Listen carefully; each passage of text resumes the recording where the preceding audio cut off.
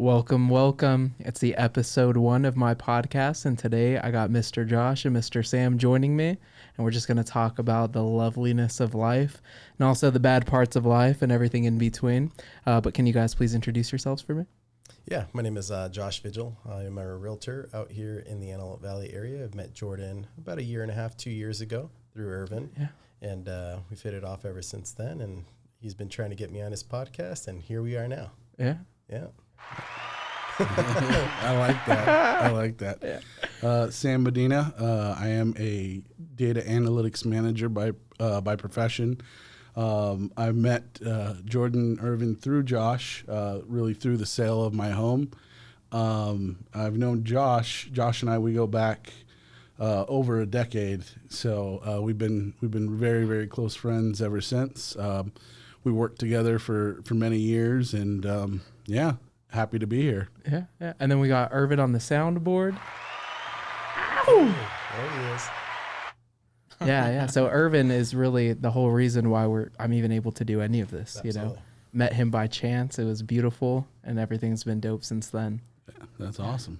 I think I remember actually when you first started working with Irvin, and you were coming around, and Irvin was like, "Oh yeah, he's newer," and when you came around, I was like, "Oh, I really like his personality." We were chatting for a while. I still remember the listing In the kitchen. In the kitchen, and it was in West Lancaster, and we were just chatting away and having a good time. Yeah. I remember he had spoke highly of you. So then us connecting, I was like, dope. Like, this is a good one, you know? That's like, awesome. Yeah, a lot of the realtors, they're cool and all, but it's hard to find people that allow their authentic self to be present during the majority of the time. Yeah. You know? Yeah, absolutely. Yeah, and that's awesome. You know, it's kind of those seasons of life, right? Mm-hmm. You know, not to go too far into our background, but it was really work that kind of brought crossed our paths. And, you know, for the two of you, you know, that's awesome to see. Yeah. And then work brought us literally all together. Yeah, that's great. Yeah, it is. So, Josh, I want to know, where did you grow up? Was it in the Antelope Valley? Was it in California? Yeah, when I was 3 years, I was born in Glendale. And until the age of 3, we moved out to the Antelope Valley. I don't remember living in Glendale, so I always say I'm from the Antelope Valley area. Okay. I do remember at a very young age moving out to the AV, where a lot of the roads out here were just dirt. They were not paved. We didn't have sidewalks or anything out here, you know. And just kind of seeing how the AV has progressed over many, many, many years, it's crazy, you know, just to see where it started to where it is now. And how old are you now? I am 37 now. 37. Yeah, Wow. Yeah. Don't look a day over 23. Oh, thanks. Thanks, man. And what about you, Sam? Oh, man. I was born in Ventura, California. Okay. When I was about 13 years old, you know, life brought my parents and really my mom to drive us up towards the Antelope Valley, and I've been here ever since. You know, this is where I've made home. So for me, this is home. The Antelope Valley is home. Yeah. It's where I met my wife. It's, you know, all my kids have been born here. So yeah, AV is home for me. Yep. Okay. And you guys had big families growing up? I was a family of 5 growing up until my parents split, and then we were a family of 4 for a period of time. But he has a big family. Oh yeah, I got a big family. So within my parents' marriage, I've got there's 4 boys, including myself, and 1 girl. And then I also have 3 other siblings that were outside of my parents' marriage. So okay. Yeah, definitely a big family. Mm-hmm. Pretty darn close. Yeah, like 8. Is that 8? Yeah, that's totally. Yeah, total 8. Wow. Yeah. With all of my siblings, like step siblings, half siblings, 7 of us. You know, so yeah, big families are fun. 5 is still big, you know. Yeah. Like a family of 3 still feels kind of big, you know. But anything over 5 or even 5 itself is pretty wild. Yeah. Where do you guys stand on the ages? Are you guys middle child, eldest? Go ahead. Oh, I'm dead center, man. I'm as middle as it gets. Like my brother, who's older than me, he's 5 years older than me, and my younger brother, he's 5 years younger than me. But he's opposite of like the middle child meme. You know that middle child meme where they're always like, oh, they're overlooked. They're not mom's favorite. They're not dad's favorite. They're just the one in the middle. And the oldest is the favorite of a parent. The youngest is the favorite of a parent. He's everybody's favorite. So he's like opposite of that meme. And I'm not kidding. Yeah. He's one of my best friends for a reason. And you're going to come to find out why, just the person he is. But solid man. Yeah, that's awesome. That's awesome. What about you, Josh? What was the question again? Where do you fall at amongst? I'm the youngest, so I'm the only boy. I'm the youngest. I have two older sisters. My middle sister's 2 years older than me, and my oldest sister is 4 years older than me. So we're all kind of like 2 years apart from each other. He's the baby. I'm the baby. Did you get I'm that baby boy treatment? Yeah, and I'm my mom's favorite. And, and I have to put that out there on a podcast now that my sisters might watch this. I'm mom's favorite. Sorry to break it to you guys. No, I mean, you're the baby boy, you know. I'm her only son. Yeah. And that's usually how it goes, right? Yeah. Like mama's baby boy, daddy's baby girl. Yeah, you know, yeah. My dad definitely. The girls are definitely probably my dad's favorite for sure. You know, and it's different. You know, girl relationships, little girl relationships with their dads, and boys with their moms. It's different growing up. You know, and my mom and I have always been super tight, and she is my best friend too. You know, so I call her every day, 7 days a week, just to check in on her. Not necessarily to have a full blown conversation all the time, but just to hear her voice, just make sure she's doing okay. Awesome. And, you know, it's just something that I've always do, because I know that our time with our parents is limited here on earth. And I always just try to make the most of it. And I think I was talking to Sam about it not too long ago. I saw something online that said, take into perspective how old your parents are right now. And if you don't live with your parents, how often do you see them? And then take their age and just say, okay, let's say that my parents are relatively in good health. You know, they'll live another, 10 to 15 years, hopefully, that's the case, or more. How many times in a year do you see your parents? And then from there, you times that by how many years you think they have left. And you say, are you making the best use of your time? You should be seeing your parents more, you know, and it's a real thing to think about, because it's, you like to think that life isn't forever going, forever lasting, and we live forever, but we just know that that's not the case. And our time with everybody, all of our loved ones, is always going to be limited. So I've really tried over the past 10 years to really just kind of focus in and hone in on my family and just really focus on them. Because as a young 20-year-old, when you first move out of your parents' home, you just want to be friends, all your friends all the time. And, your family comes second, and then you start to grow up and you realize, and you become more mature, that your family is what's most important, not having your friendships and stuff. That stuff's all important too, but the people that help raise you, and to help shape you to the person that you are today, those people are not going to always be here, and you want to spend as much time as you can with them. So Yep. Okay. And did you have strong family connections when you guys grew up? Was there divorce involved? Was there Oh yeah. So for me, in my life, my parents, they had an on again, off again relationship through my younger years. And then as I grew into my teenage years, things were rekindled, and they've been together really ever since. Okay. Right on. Yeah. Which is a beautiful thing. Yeah. For me, all of my family, they all live relatively close. We're all within, at least my immediate family, we're all within a 10-mile radius. And so, growing up, we were raised to be close. So for me, that's kind of one of the hardest things about my next transition in life. As I was talking about earlier, we all came to know each other because of the sale of my house. Yeah. And so for me, it's been probably the hardest decision that I've had to make, kind of leaving, all of my comforts and kind of stepping away from family. But I do it with a purpose, really reprioritizing where I see the next generation of my family coming. So, but yeah. Are you going to be staying in California?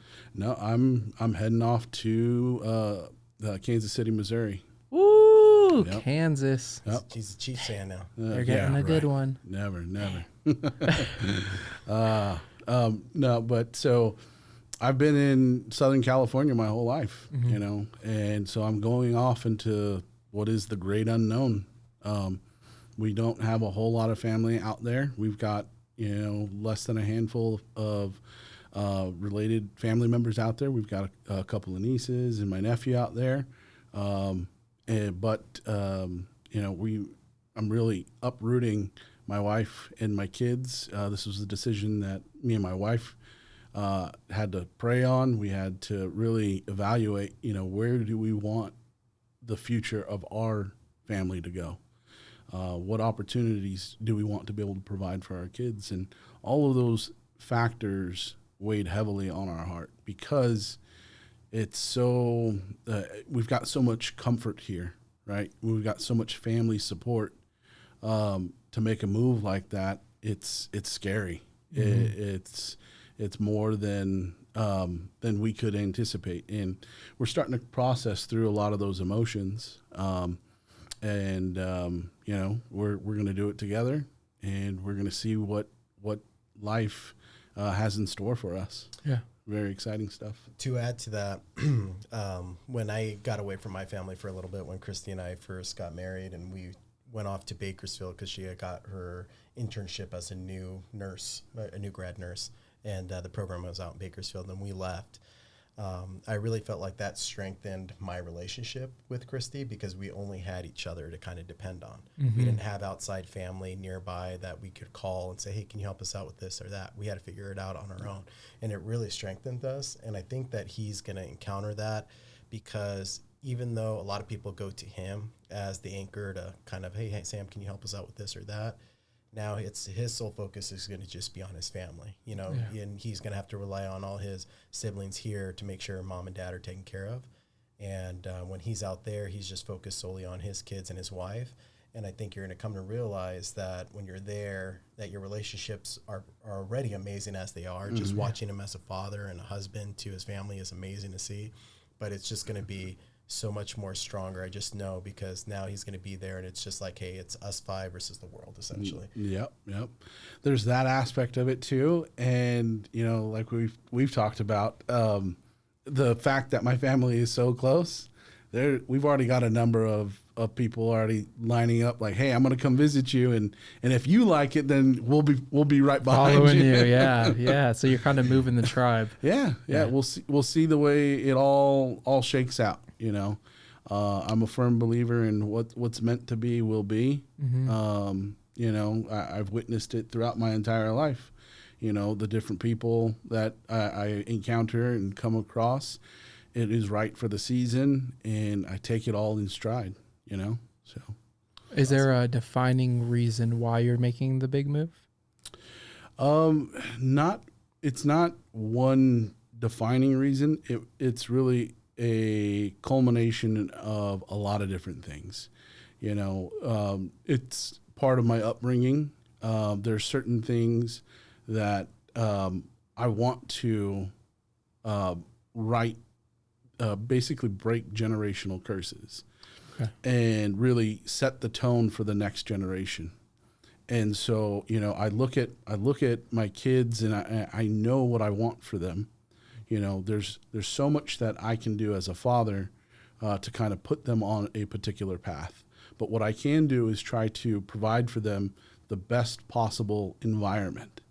And so that's really overall, I want to change the trajectory of my lineage, right? I want that next generation to be better off than what I was. I want them to have every possible opportunity. That's awesome. And so, yeah, you got to get out of California. Yeah. I've been telling Irvin, we got to go. We got to get out of here. No, but that's awesome. You're putting your comforts aside. Like, I know they say comfort kills, and it really does. It eats away at you.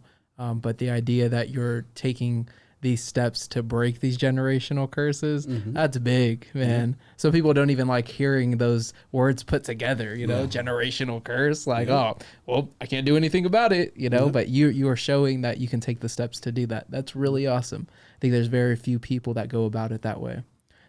but that's really cool. Yeah, it's a huge step. It's scary, and you know, my message to my nieces and my nephews and my family members is it's like I'm not doing this to hurt anybody, because ultimately it does hurt, right? It does hurt, but when I'm doing this, I'm not running away from anybody in particular or anything like that.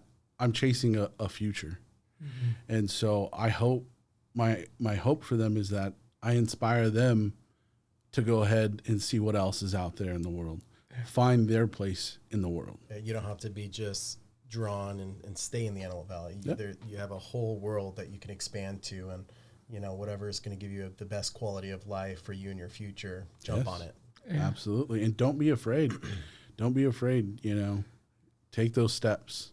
Yeah. So, Yeah. I'm like, my brain thinks in images, you know, I just see you walking down a dark path holding the torch, you know, you got the family behind Everything you. lighting up. Yeah, the path lighting up only to be even better than what it was prior. You Yep. know, I know they say that the grass is greener on the other side, and I don't think that's always true, but It's I not do always true. believe that it is true in some factors, you know, because California is getting pretty wild, you know, and even if the environment per se isn't better, the actions that you are doing are leading them in the better direction. absolutely. You know, yeah, because they'll look at it and they'll be like, man, you know, he took the step, he got out of his comfort, you know, maybe I can, you know, and that's like leading by action is the only way that we will learn. Yeah, those are the types of seeds that I'm looking to plant.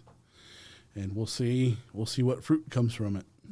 Yeah. My favorite saying is, with every adversity carries the seed to an equal or greater opportunity. That's beautiful. Yeah. And it's just understanding what a seed is. You have to water it. You got to place it in good soil. You know, if you don't pay attention and care for it, it's not going to grow into anything, you know? So 100%. yeah. Okay. So now growing up as a kiddo, can you remember the difference in thought process and what has changed? I know you said, you mentioned you and your wife had prayed a lot about it. Was religion always a factor in your life, or is that something that came to be through age? So I've always been, you know, a believer in God. You know, I was raised not so much in a particular church, but, you know, God, Jesus Christ, has always been part of my life, right? From different principles and what my mom and other family members have instilled in me. And, you know, that it was something that I grew up with, right? And then even through my time back in when I was working for, at the time it was Bank of America, it just seemed like people that were followers of Christ were always kind of in my path, right? And so we would have different studies and we would do things during our lunch breaks with a few of the other employees there. You know, as far as where that falls in with me and my wife, you know, we don't go to church on a regular basis, but we are believers. Yeah, we where was I going with this thought? Yeah, so we prayed on it. We put it all up to God, this decision, and we said, you know what, if it's meant to be, it will be. Yeah. And every single step along the way, the door has not just been opened, it has been blown wide open. Yeah. And so it's like, for us, I could not have received the message any louder. It came through like a megaphone, and the path has been made clear for us. Yeah, and I think to add to that is that it's everything has just run very seamless from you from the start of the sale till now, where you're at, even with where you're going and all the logistics behind it with your move and stuff, and how smooth everything has gone from you getting your home ready to going on the market to getting a buyer, you know, to going through this whole escrow process, from you managing your move to your new place and where you're at. It's just everything has just been so smooth, and I feel like that's just that's the pathway, right? And you just know that you just have to trust it and follow it. Yeah, and this was the first place that I've ever sold. You know, I'm like leaning on Josh. I'm like, does it usually go like this? Yeah. And it's just insane to me how you know, even with you guys coming through, you know, our paths leading to this moment, you guys happen to connect with Josh, and you know, it's a beautiful thing. It's a beautiful thing. And so I'm very appreciative. Yeah. No, I appreciate you guys for coming, man. Yeah. It's hard to find good people in my perspective. I think I grew up with the wrong crowd. Maybe that's partially my fault, but ultimately I do find it a struggle finding the good people, you know. So even so, you're leaving, you know. So it's like, dang, found one, but he's gone. He's going to Kansas, you know. Yeah. But it is, God is a trip, right? That whole, you know, you leave it in God's hands, and he'll show you, you know. And if you ignore it, you know you ignored it, you know. And it's a trip. But what about you, Josh? Yeah, so I was, my parents got a divorce when I was 8 years old. So since then, my mom and my sisters grew up all together in a single parent household. And yeah, so that was at the age of 8. I had a hard time with that. That was, you know, at the age where you rely heavily on having a dad or a male figure in your life during that time. And when they split, it was really hard for me. It was a big adjustment. And, you know, I'm sure I acted out during that time, you know, just not knowing how to control my emotions, you know, after learning of the split and realizing that now you don't have a dad in the household with you, with your mom and with your sister. So I felt like I took some weight on my shoulders, even though I was a little boy. You know, my mindset was I have to protect my sisters and my mom, right? And realistically, could I protect them? No. But my mindset at that young age, like you were saying, you know, how did you think as a young kid, was I need to protect my family, you know? And then also the way I viewed life at that time was that we're going to be okay. Everything's going to be okay. You know, everything's going to be great down the line. I've always had this kind of positive outlook on life from a young age, and I've always tried to instill how I am as a person to positive things. So even when negative situations come up in my life, I always find what's that positive that came from that negative situation, because there's always a positive to be found in that if you look hard enough. So my mom and my dad being split, it was probably one of the best things to happen, because they were completely opposite people. You know, my mom completely different as my dad. They just weren't compatible match. But I'm so happy that it happened, because I had two amazing sisters from it. You know, I have my mom, I have my dad, who I love, but they just weren't meant for each other. And I realize that now as an adult. As a kid, I didn't really understand it at that point. So I would say, you know, that's just a little bit history about my family dynamic. And then I do have step siblings as well. None from my dad. None of the kids are from my dad. They're just from marriage with, you know, my stepmom and another guy. Yeah. So they're my step siblings. Good people, you know, and you know, we got blended, you know, in just kind of at random, you know. It's just one set of family put us together and said, get along, you know. And I'm not going to say it was the smoothest, because it definitely wasn't, you know. And it's not at any fault of us kids or anything like that, or even parents. I don't, you know, it's hard to navigate those waters when nobody has gone through an experience like that before. So I don't want to point the finger and say, oh, this could have been better this way, or this should have been done this way. But that's just a little bit of history, you know, with that. I saw my dad every other weekend. And then he would take me to all my soccer activities, you know. So I grew up playing soccer all my life, and you know, a big part of the reason why I love soccer is because of him. You know, he played semi-pro soccer, and he was really good. And you know, so from a young age, I think when I could put my foot on a football, right, a soccer ball, you know, my dad always had a soccer ball there, and he was always playing with me. And so that's one memory that for sure that I'll be able to take on for the rest of my life, is the love for soccer that I have, and was really driven from him. So now those things from our parents that we grow to like, and I'm sure this was going to segue at some point this way, but as an adult now, and how I pass on my teachings as a parent to my kids, is all the things that I loved about my parents, right? Like my mom showered me with love every day, you know, when I needed it, you know, and I didn't know I needed it then. I just thought it was just her being a mom, loving her kids, hugging and stuff like that. This is what moms do. Yeah, they just know. The mom. Yeah, they just know. It's like instinctual. They know when their kids need love. They need some extra time, you know, and But not knowing that not everybody gets that. Exactly. And to me, I think that was why I have a loving heart. The heart that I have today is because of her. You know, she just instilled so much love in me at such a young age, and that's what I do to my kids. It's like every day, hugging them, kissing them, telling them that they're the best. You know, just positive mindset to my kids. You know, and I always tell them, "You're beautiful. You're the best." You know, just think about it, that you can do anything you want to do. You know, your mind sets your limitations on what you can achieve in this world. You know, so I like to pick and choose like things of pivotal things in my life where I'm like, oh, I loved how my dad did this with me as a kid. I loved how my mom did this with me as a kid. And it's like the things that I didn't really care for, I create something new. Yeah. You know, so I just don't take the bad. I just take the good things I loved from them, and I kind of incorporate it into myself. Well, you take the bad, but you flip it, reverse exactly, it. Reestablish exactly. Yeah. Just so your kids don't ever have to experience those things. You know, I'm glad. Just like you were saying, Josh, you look for the positives in everything, all of those things, those elements, those nuggets that you can take, and that's what you hold on to. Yep. You know, that's a beautiful thing. Yep.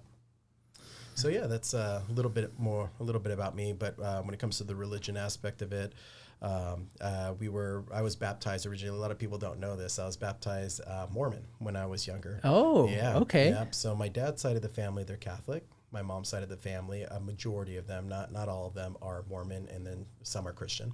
Okay. And I was baptized Mormon, and I think shortly after I was baptized, I really didn't have a connection to that church anymore, to that religion. I tell people all the time, any Mormon person that you've ever met, they're such the kindest people. You know, they're so kind, they're so loving. It's just the religion for me, I just didn't have a connection to it. And I knew that at a very young age, and I told my mom, I said, I don't like going to church. You know, I didn't have fun. You know, I used to see kids excited to go to church, and that was never me. And so I stopped going to church at a young age, and then I was dabbling with Catholicism for a while, being Catholic, and that's what I am now. So, but you know, I got baptized Catholic as an adult. When I got married with Christy, she wanted to get married in the Catholic Church, and okay. Yeah, and I told her, I said, well, if we're going to have a family, I don't want to have like a mixed, you know, religion-based family. Which not to say that that's a bad thing, because I think, you know, different cultures have different beliefs and stuff like that, and things work out great. But for me, it's just, I'd rather us just be on the same page. Yeah. So foundations right there, man. Exactly. Yeah. Beautiful. So I took a lot of, they call them, I think, RCIA classes, which are adult classes at night, you know, to learn about Catholicism and the faith. And then from there, you know, I ended up getting confirmed and, you know, being baptized and all that stuff. And then we got married in the church, gave Christy what she's always wanted as a little girl growing up. She always wanted to get married in a Catholic church. And we got married in the church that she wanted to. And, you know, we raised our kids that way too. So. Yeah, that's awesome, man. Yeah. That's super cool. Yeah, but going back to the beliefs with Sam too, is that so just because I'm Catholic, and I always tell this to everybody, I don't necessarily believe that some religions are better than the others. You know, that my belief system in Catholicism is better than what your beliefs are in that church. You know, I always say whatever you identify with or you relate to, you connect with, great. You know. I don't care if somebody's Christian, if they practice Judaism, if they're Muslim. I don't care. You know, if they're good people, that's all that matters to me. You know, it's like whatever their belief system is, like it doesn't affect me at all. You know, that's what shows your connection to God. But for similar to Sam, is that we try to go to church as much as we can with our busy schedules, and this isn't an excuse, but to me, I don't feel like I need to go to church every weekend to feel that connection to God, because I feel it. So I feel it. I know he's there with me. I pray every night. Even when I do little things that I feel like maybe I wasn't the best today, the best I could be today, I repent, you know, and I say sorry for those things, you know, and I say, hey, sorry I wasn't as good of a man today that I could have been, you know, and sometimes it's being tired. You know, maybe I could have gotten up and thrown a ball around with Jordan, you know, do one extra thing today, but I was tired or drained from work or things like that, you know. I feel guilty about those things, you know, and I think a part of it is because if you can do more, you should do more. That's how I see it in my mind, especially as a dad. And sometimes I'm just so drained. I'm like, man, I should have picked up that ball, just throwing it around just for 5 minutes with him. Yeah, when that energy comes back, and you're like, oh, what did I do? Yeah, I dropped the ball. The ball. Yeah. And but I think that's really kind of the inner battle for every good father at the end of the day. we always want to do more. We always want to provide more for our kids. Yeah, I was gonna say that's not normal per se. That's definitely like I'm a good dad. I feel bad because I didn't play ball with my son. Like I wish, I wish like that would be that's amazing. You know. Yeah, so for Sam, and I've told Sam this before, and I hope you're okay with me sharing this. But well, let's hear it, and we'll find out if we need to cut it or not. Yeah, so I've told Sam this. Sam is like a role model to me. You know, right on. he's not just a best friend, but I told him I look up to him as a father, as a husband. You know, when I first met Sam, we met with each other, and we were on our teams and with where we worked at the time. And once he joined my team, it's kind of like we hit it off. You know, it's just like I was like, man, he's going to be a lifelong friend. And we had that conversation. I said, I told Christy, dude, you're going to be my friend for the rest of my life. I just know it. And he said something similar, but I've just always valued the way that he, as a person, has always been as a husband. You know, his wife always comes first. You know, and how he always treats his kids, and how he's always been such a open father to him. Not so much like a strict father per se, where he comes down on his kids. I think there's some part of that where he has to step in and be that role. Yeah. But I think it's more of like, hey, come talk to me. You know, I'm your father, but I'm also your friend. You know, which I look up to. For me, it's like my relationship with my dad. I love him to death. He's a good dude.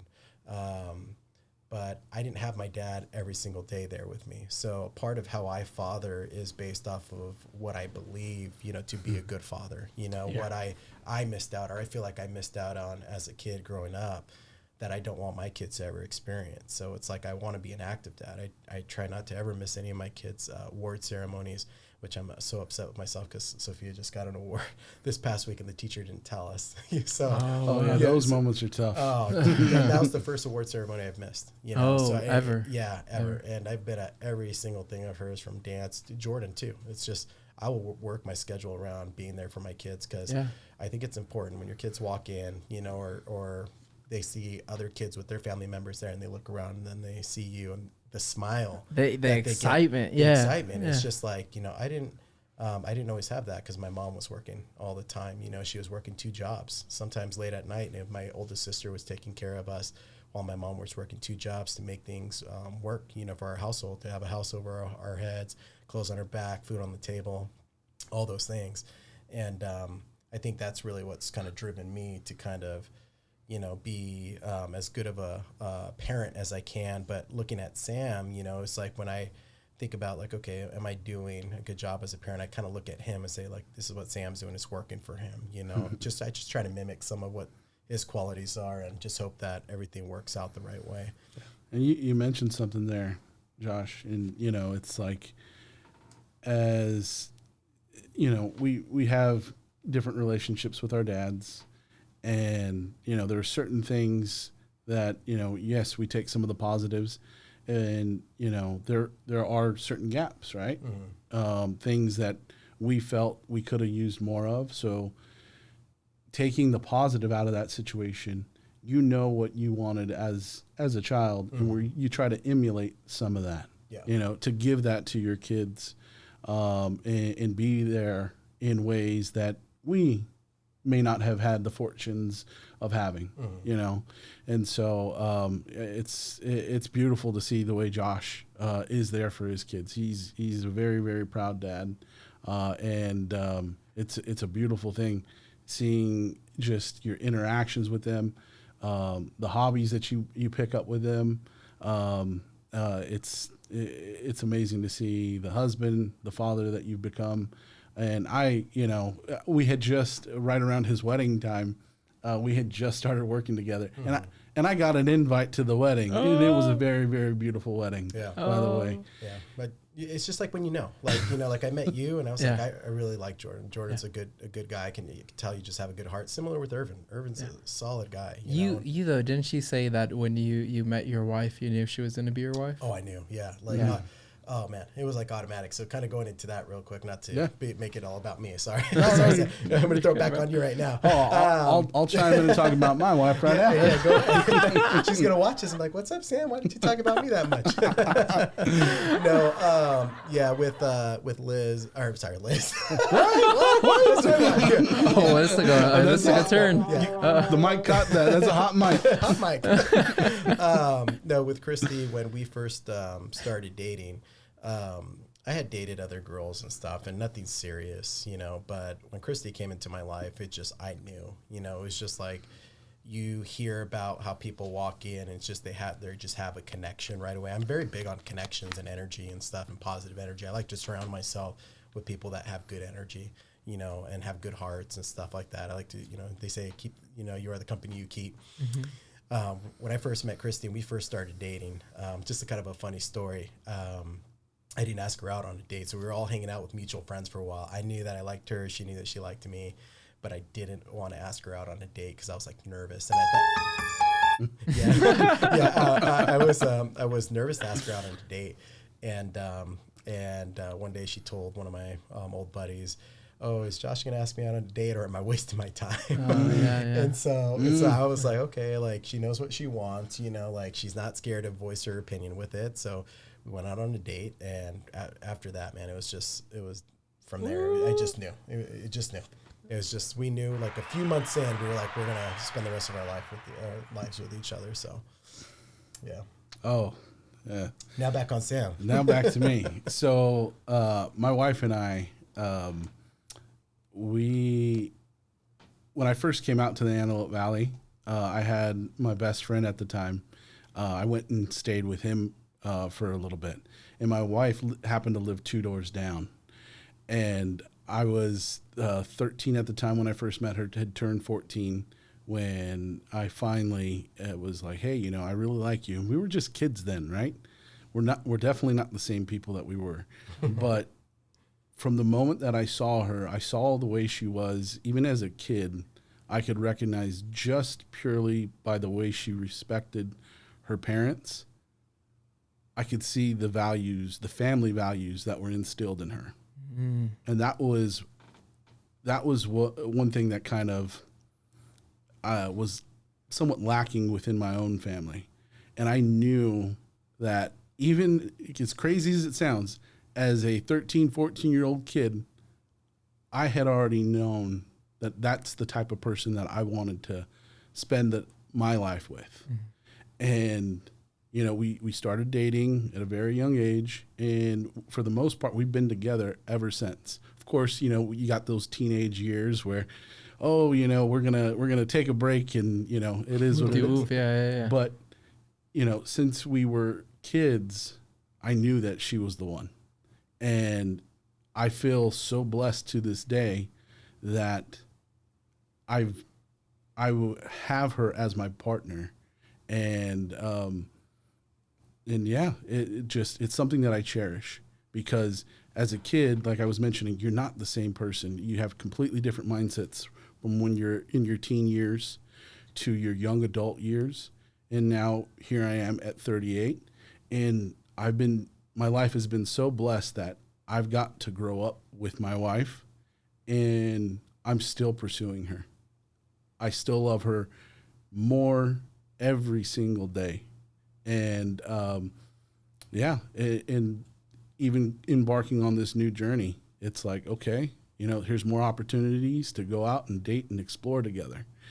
And so I know how fortunate I am, because that is not, it's not normal these days. These kids these days, the way they have to date, the way they have to go about meeting their significant others. Oh my God, I don't know what I would do. But like I said, I know what It has been a struggle. Yeah, it has been a struggle. Yeah, I've talked to Irvin and Jordan about this. This is where Irvin needs to jump in. Yeah, no, it's very fortunate for both of you that you guys recognize that at a young age, and that you were given enough morals and ethics to not screw it up, you know, because what you don't know, you can't possibly know. So if you're not getting good advice, good direction, well, you're not going to have good advice or good direction, and it's probably not going to look good. Yeah. Yeah, and that's one thing, just kind of segue back, because we both grew up in broken households for a little bit. Yeah. Is that, with meeting that significant other, I think, to me at least, I can't speak for Sam, but it was super important with whoever I married that divorce wasn't an option. I could look at all of my aunts and uncles, on my mom's side, where they have been divorced at some point, or they were not with the original person that they had married. They split up.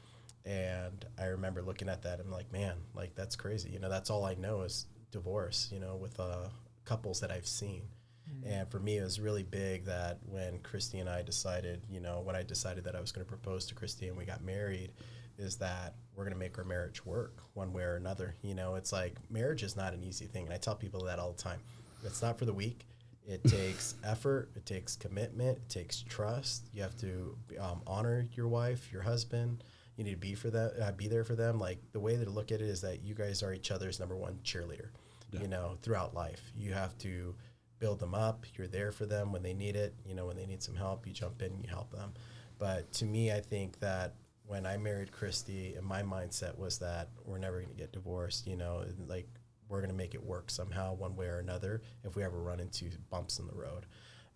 Thankfully, thank God, that that's never happened, and that we've always kind of just been on the same page. But it's weird now too, because as we've grown as a married couple, we think alike now. So it's now when something happens and we look at each other, we know what the other person's thinking. Yeah. And it's so funny how your mindset's just kind of, she might have had a different mindset before we were getting married, and me too, and now our mindsets are one, You truly become one. Yeah, they do. And being young, so for me, at the age of 19 was when we knew that we were expecting my son, and going through a very young marriage.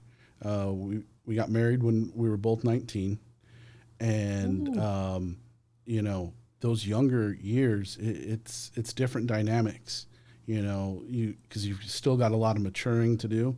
So there's a lot of growing pains. You're bumping heads. You can tend to lash out on one another. But the one thing that I knew was that if I was going to be successful in life, and it was all going to be with her. I would never find the happiness outside that I could potentially have than with her. Because there was a lot of immaturity. You tend to say things out of anger that you don't really mean, and sometimes it's hard to bring that stuff back. And yeah, so, like it might have been a little sprinkle of a truth, but it got blown up to like be something that completely out of pocket, and you do end up regretting it. Yep. But that is very strange, because even when I was 23 is vastly different than the way that I think now. Oh yeah. And it's like, that's not, I was in my 20s, but it's like, that's crazy. Both of you guys had the relationship since you were teenagers. Yeah. Yep. Okay, I kind of want to segue something. I think it's a good segue into this other topic. You were saying that your mindset at a young age, as both of ours, was completely different at a young age till it is now, right? I feel that way when it comes to, I know might go on a little tangent here. Go for it. As kids in high school, right? I feel like there's so much pressure put on kids in high school. You need to know what you want to be by the time you graduate. You need to know what you want to be by the time you graduate. They push all these career fairs on these kids and say, you need to pick a profession and go with it. To me, it's like, I think our brains don't mature until we're like 25 years old. Not to say that you have to wait to decide what you want to do at that age, but you're talking to kids that are like 14, 15, 16, 17 years old, where their brains are still developing, right? And you're saying, you need to know exactly what you want to do, because you need to go to a 4-year university right out of high school, or whatever the case may be.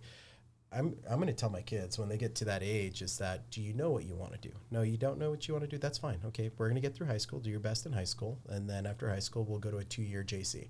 If you want to go to continue your education and go into college, go to a 2-year JC. During those 2 years, then we'll see if any other interests come up that you might want to pursue.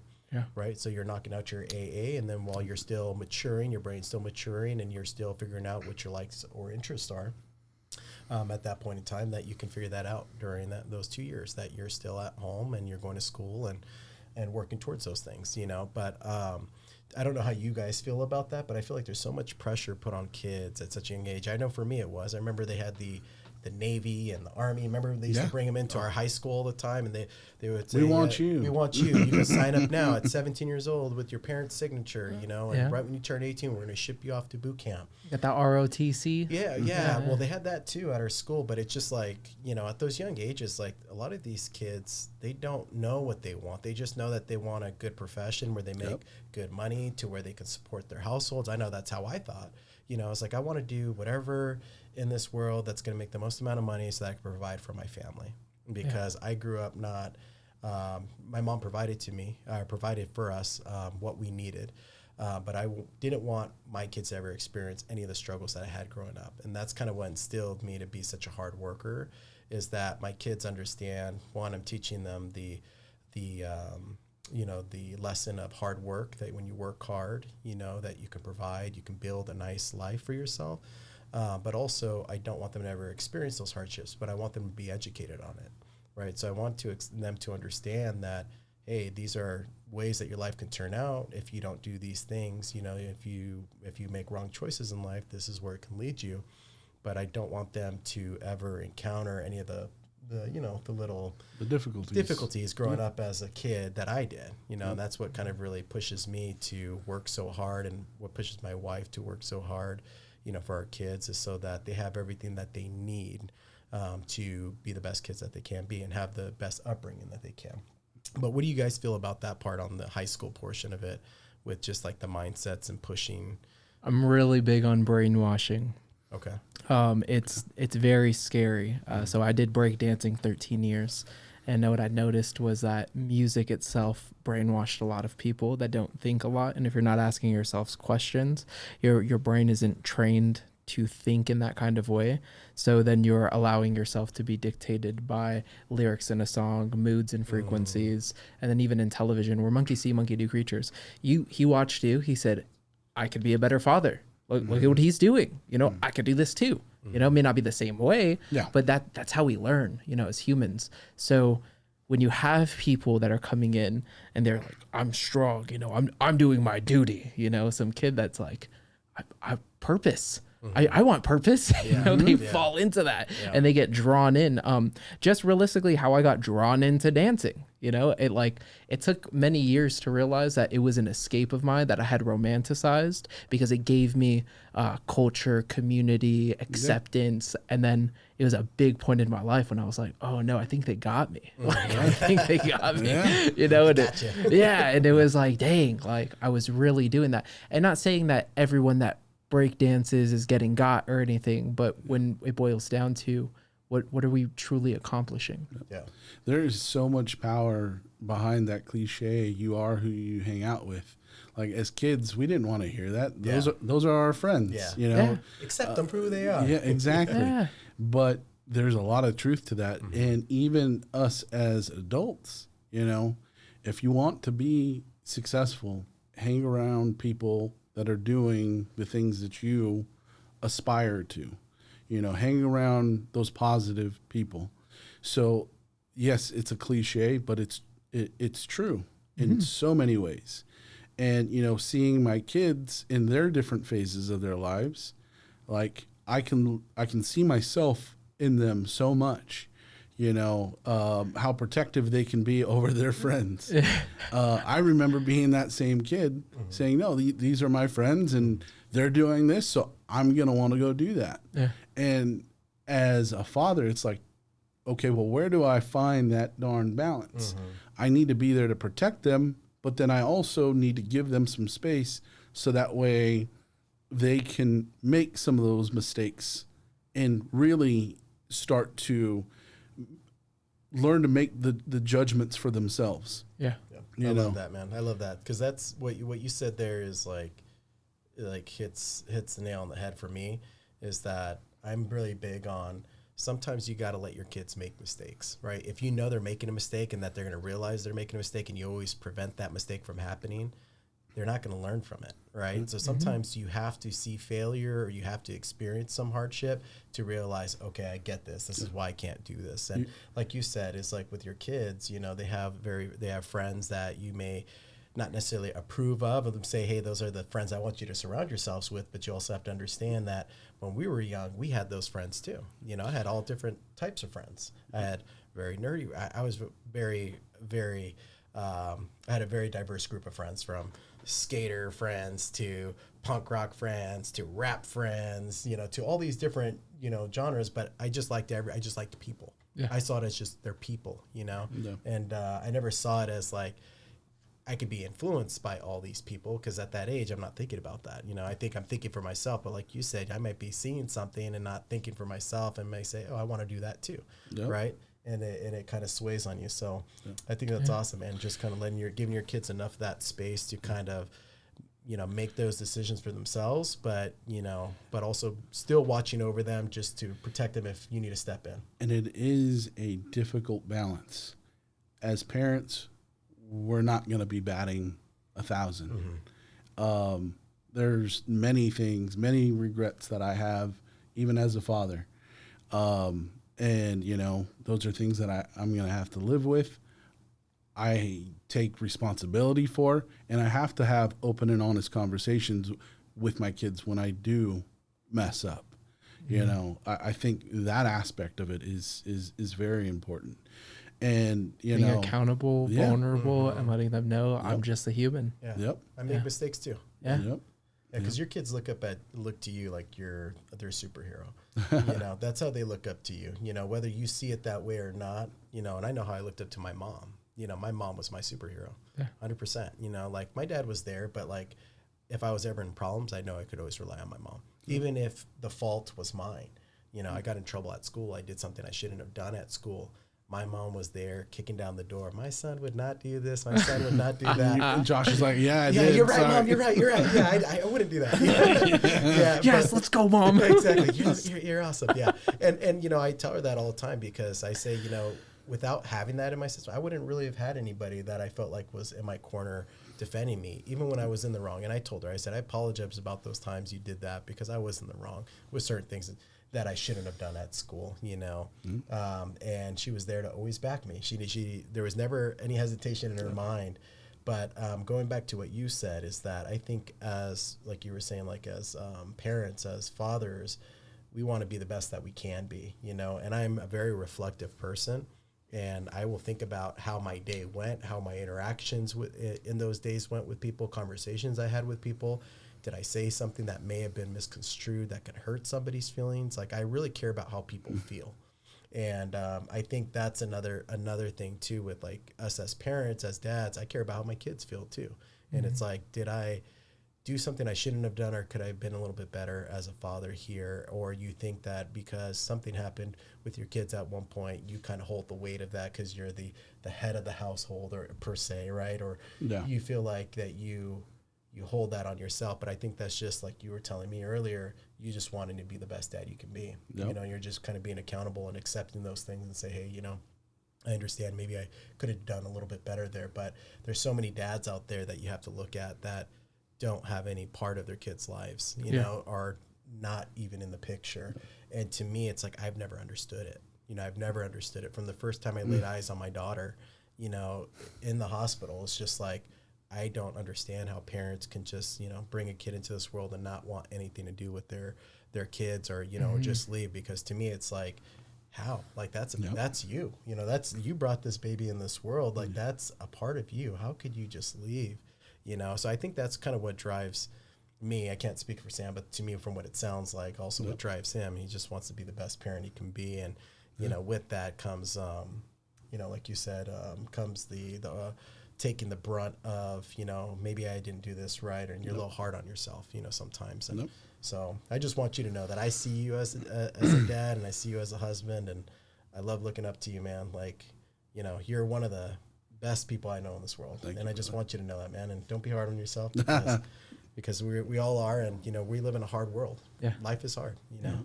So No, but you actually, what's very interesting is your thought process is more unique than not.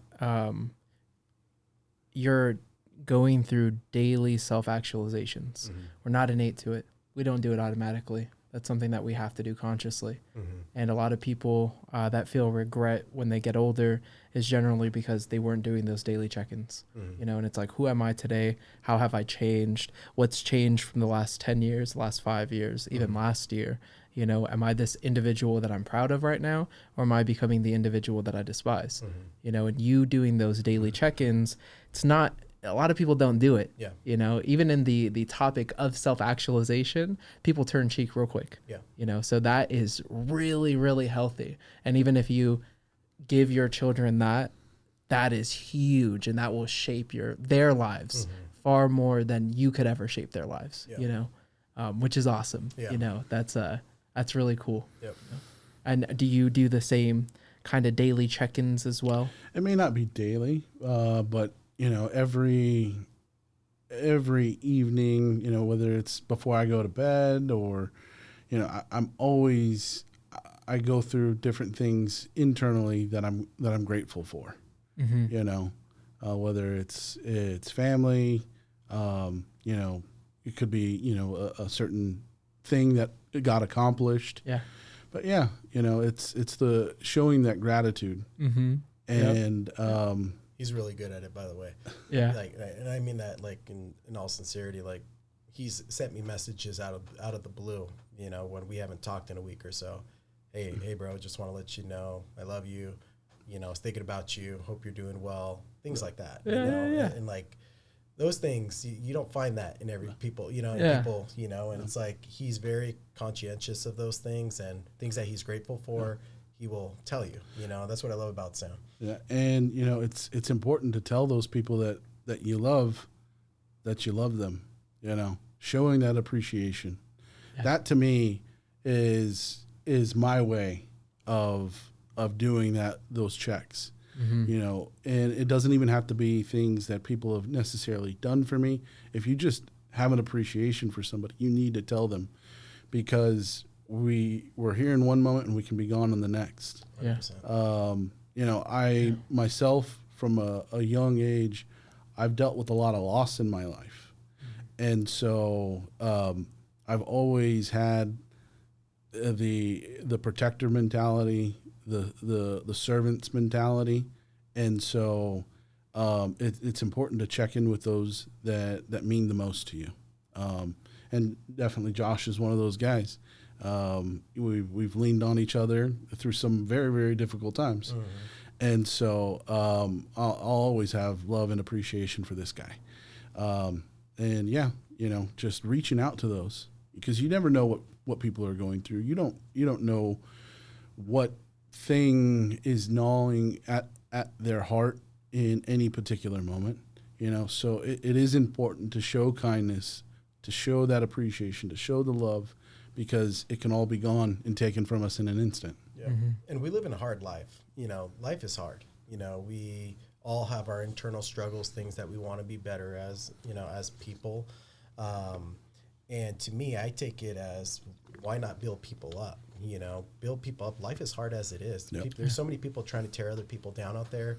And to me, I've never understood it. It's like when my friends succeed in life, I am so happy for them. Like I convey it. Sam's seen it many times. We're part of a big group message, you know, where all of us guys share our wins in life, you know, and we're all super supportive of that. Like that brings me so much joy to see those things. Like Sam recently just got a promotion at one of his jobs, and I was ecstatic for him, you know, like, because I knew where Sam and I started when we first met, when we worked at Bank of America together, how much we got paid back then. You know, we weren't making a whole lot, and he was supporting a family on some of his income, you know, and we looked out for each other at work all the time. Yep. It's like, hey, I need some help here. I got you. You know, Yep. you need some help. I got you. You know, like we always looked out for each other.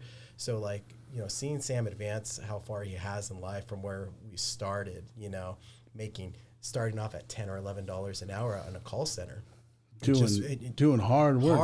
Hard work, man. Yeah. Tough conversation. We were doing mortgage collections at the time. Mortgage collections. We were helping people stay in their homes that were losing their homes to foreclosure, trying to find some avenues to keep them in their home. At one point, I got promoted in the company. They were flying me to certain events, to meet with homeowners face to face. And it was hard telling some homeowners that, sorry, our company can't do anything to help you save your home when they're with their kids. That part was hard. But we live in a hard world. Everybody needs help once in a while, and I understand that. And you need somebody that you can lean on. And the way that I like to focus my energy and everything is build people up, because there's not enough people out there building people up to say you can do it, you can do this. Don't let your history of what you've seen in your family, dictate what you can do in life. You can be that change that you want to be. Yeah, it's so easy to get weighed down by everything that life has put you through. And, Josh and I, we share a lot of that same mindset, that glass half full, right? Trying to find all the positives. And this is something that I really want to pass down to my kids. It's like, no matter what life throws at you, it's your choice in how you react to that, right? You have that control over yourself. You can't control the outside environments, but you can control the way you react to it. Yeah. And it goes into exactly what you were saying there, Josh, about building people up, encouraging people. I want everyone to succeed.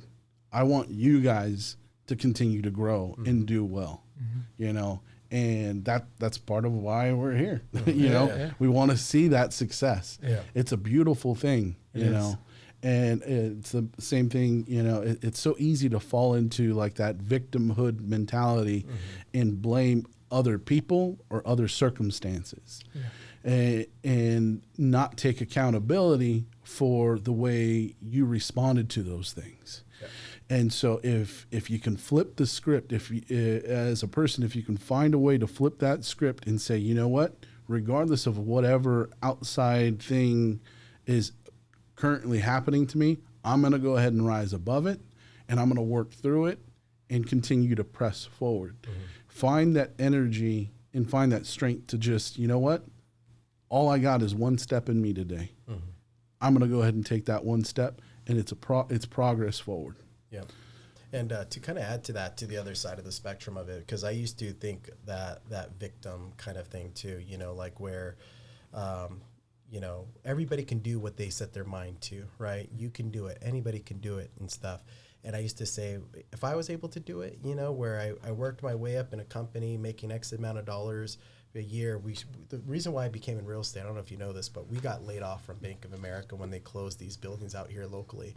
And my father-in-law, who's my real estate broker, you guys know him, Ron, he had been asking me, hey, have you thought about doing real estate? I'm like, no, I'm not going to change career paths after I work your way up from making this much money to something completely new where it's sales. I'm not in sales. And Sam is a big reason why I also became a realtor, is because when we found out we were being laid off, we were spending a lot of our days when we were at work searching for jobs at that time. And they opened it to us. They said, hey, by all means, if we don't have the work, use your time to just search for positions.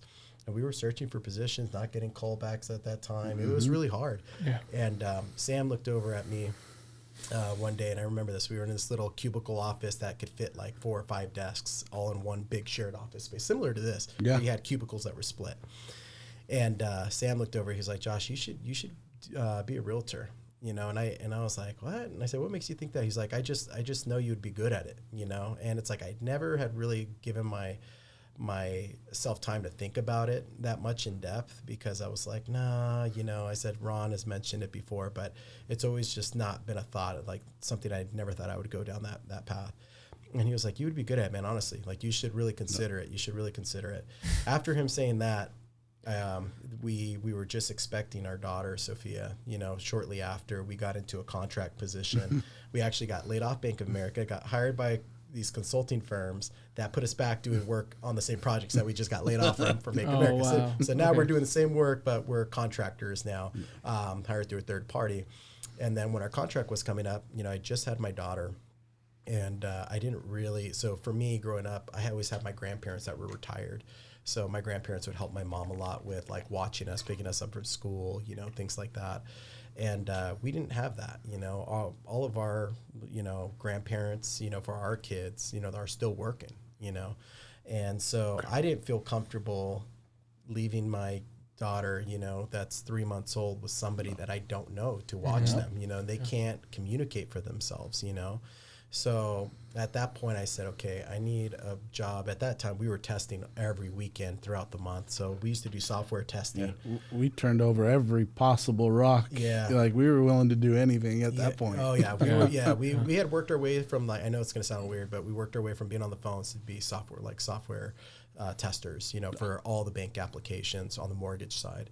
And so that required us to work every weekend. When they're pushing new software releases out, we had to make sure what are the downstream impacts that this does on the front end for these people that are servicing these loans. Right. So we were constantly busy, and I saw that, and I said, you know what, I don't want to be a father that's not present in my kid's life. I don't want to be tied to a computer screen all the time when my kids want to play, that I'm saying, I'm sorry, I'm busy. Right. I'm sorry, I don't have the time right now for you. So, from that, that's really what drove my decision. And at that point I said, okay, when my contract's up, I'm just going to go to school full time, through AVC. At that time I was going to school full time. I was doing real estate classes at night, and I was watching my daughter during the day. And during my wife's schedule, she was a nurse at the time. So every day she had an off day, I was out going to school. I was doing this. I was doing night classes. And I remember that when I was ready to take my state exam, I had the weight of the world on me, because that year had probably been the hardest year of my life, because from a financial side, where it's put in our head at a young age that we are the providers for our family. We're supposed to take care of our wives and provide. When I asked for Christy's hand in marriage, I talked to her mom and her dad both to get their blessing. But also I told them that I'm going to take care of her from a financial standpoint, and I felt like I was going against my word during that year. It was really hard for me, because what I didn't see at the time that I realize now is that I was contributing to my family in other ways, because taking care of your kid, raising your kid the way that they should be raised, and giving them the attention that they need during that year. Even though it wasn't from a financial side, I instilled a lot of values, and it saved us a lot more money, with me staying at home and just doing my school at that time. So when I went to go take my state exam, I had the weight of the world on my shoulders. Christy didn't know this. She just knew I was nervous. But I just, in my head, I was like, I said a prayer. I just said, please. I said, I just need to pass this first time. I studied nonstop. I think I studied I would do this master exam. It was 150 questions 3 times a day. And anytime I would get one problem wrong out of the 150 questions, I would restart over until I got the 100%. Nice. And I did that 3 times. So I went through it quite a bit in a day. And it was it didn't matter if I was on question 99, I got it wrong. Oh, I got to start over. And so when I went there to the test and I took the test, it was I felt like I aced that exam, just I was so mentally prepared. But when I got that letter, because they give you the results in an envelope, and then I walked out to the car, Christy was there waiting for me. And I remember I was too scared to open it. I was shaking. My hand was shaking, because the weight of the world was on my shoulders. It's if you didn't pass this, you're letting down your wife, you're letting down your kid, your daughter. That's how I felt in that moment. And she was like, do you want me to open it? And I said, yeah. So she opened it, and then she was read that I passed. And I swear, man, it was just all that weight that was on my shoulders the past year just kind of came off. Yeah. And it was just the tears and everything just started flowing out. And I think because of those moments of what it took to become a realtor, and in the profession that I'm in now, and how hard the work was for me during that year, it's I don't take my work for granted. It's I am blessed. I am happy with what I'm doing. It was the best career change I could have ever have asked for. It's almost like God was using Sam as a vessel, to convey that message over to me, to kind of get the point through. Because, I think highly of this guy. I always have. So when he made that comment, I was like, well, Ron's asking me, mentioning this to me. He's mentioning this. Maybe this is what I really need. How many more signs do I need? Exactly. Yeah. And that's kind of where it's you have to listen. You have to listen to those things, and just kind of trust that that's the right path. And man, I have been so blessed, in real estate and doing everything I love. I've met some great friends in the industry. I've met you guys throughout this, you and Irvin. It's like every time I have a listing that comes up and you guys come, it's like me just hanging out with my friends. And we have a good time with it, so. Oh yeah, Josh also always gives us little energy drinks. Yeah. Well, I give you guys energy drinks for two things. One, I want you guys to be energetic and happy, and like caffeine like stimulates that happiness in me when I'm happy, but also because I know you guys work hard, and it's not just you guys doing one listing. And usually when I do my nighttime listing, my twilights, you guys had 2 other listings you shot before that. So I understand how strenuous that is. Before I used to hire Irvin, I used to do my own filming. And I remember carrying this big box gimbal. I forget the name of the, I know Irvin definitely knows the name of the provider. It was called the Ronin. Oh, Ronin, yeah. Ronin M. That's what it was. That's a cool name. And I like it. Run around filming with this thing, and my back was always so sore. And that was after like 40 minutes just on one home. Yeah. So you guys do that on 3 or 4 different homes sometimes in a day, and you guys are just nonstop. So it's like, to me, it's like, that's my way of just being a friend to you guys. Is like, hey, I brought you guys energy drinks just to help you guys out to get through this, because I appreciate what you're doing for me. Yeah. And what a lot of people, and I said I was going to bring this up in this podcast, and I'm gonna do it, and it's going to happen when I attend Irvin's. But people look at me as like, oh, he's awesome with the real estate, right? Like, I get a lot of the praise for it, but what people don't understand, it's not just me. It's my clients. They listen to what I say, and say, hey, we need to get your home like this, and they take action on it. So it's my clients, it's you guys doing the photo, the video, doing all those things that make the home look beautiful. And then it's also escrow, the escrow companies, the escrow officers that work with our clients that make sure everything runs smooth. It's a whole team effort. Yeah. And I think people look at it as like, oh, this person's the face of this. They're just amazing, and that may be true. Their personality type may be awesome, and they made you feel comfortable throughout the whole process. But I think it's always important to kind of highlight everybody that's involved in that, because it's not just me selling a home, right? Mm-hmm. It's we sold a home because everybody had some kind of part in that, right? So thank you guys for helping sell my home. I appreciate you. No, but that's you being honest and not being stuck in the illusion of ego. That's you saying, oh, we all contributed. I may be realtor of the year, but I wouldn't have gotten this without everybody. And then even going back as far as Ron, Ron taught you these things, I'm assuming, and yeah, and I'm glad you brought that up, 100%. Any successes that I've ever had in real estate, which have not been a whole lot, but it's been enough to where I could always go back and say I wouldn't be here without Ron. Mm-hmm. And I tell him that all the time. It's important to me to convey that to him. It's that he instilled so much knowledge into me in my first few years of real estate that really kind of laid the framework. And he told me after my first year doing real estate, he said, more than 90% of the other agents out there right now. And I was like, I don't believe you. There's no way. Then I started talking to brokers, real estate brokers that own their own brokerage. And I knew so much more than them, from a contractual standpoint, all these different things. And I never told them that, but hearing them talk and not knowing the process of certain things. And I was just like, oh my God, Ron was right. But yeah, I always thank Ron for everything. I think you guys have seen it. I think Irvin's seen it and you've seen it, but like, it's important for me to know where I came from, because without Ron, I wouldn't be who I am. And that's why I tell my clients, with winning those AV's Best 2020, 2022, 2024, just recent this year, it's not a me award, it's an us award, because without you reaching out to me to help you, I wouldn't be successful, because I wouldn't have clients, I wouldn't have business, and to me, it's our motto at the Higher Advantage is, you take care of your clients, the rest will take care of itself. Okay. So we don't focus on anything but taking care of our clients. And I always say, when I post my posts, I always say my clients/friends. And there's a reason for that, because all of my clients end up becoming my friends. When they have not been my friends prior to, and I start working with them, we develop a friendship. So to me, it's like, it's not just a one-stop shop. Like, I'm not just here just to help you sell a home so I can make money. Obviously, that's the goal. That's why I'm in this profession, is to provide for my family. But that's not the goal in the moment. The goal in the moment is that I want to do what makes most sense for you, as a seller or as a buyer, and, the rest is going to take care of itself. But attributing the successes, though, back to Ron, is that, and I hope he sees this, because I've mentioned this many times to him, is that if he didn't teach me all of these things that I know today, I definitely would not have advanced as far as I have so far, which is not so far. I think I still have a lot of work to do to be where I want to be as an agent. But without him, he was pivotal, for sure in my career. And I will never forget that. Even when he's not here, I will always let people know that my successes are attributed to him. So I'm always thankful for that. Yeah. And beautiful. Give that credit where credit is due, because at the end of the day, we are all products of people that have taken time to invest in us. In us, exactly. With whether it's with their knowledge, with their time, with a listening ear. It's important to give those flowers, right? Yep. It's a beautiful thing, Josh. I appreciate that, brother. Yep.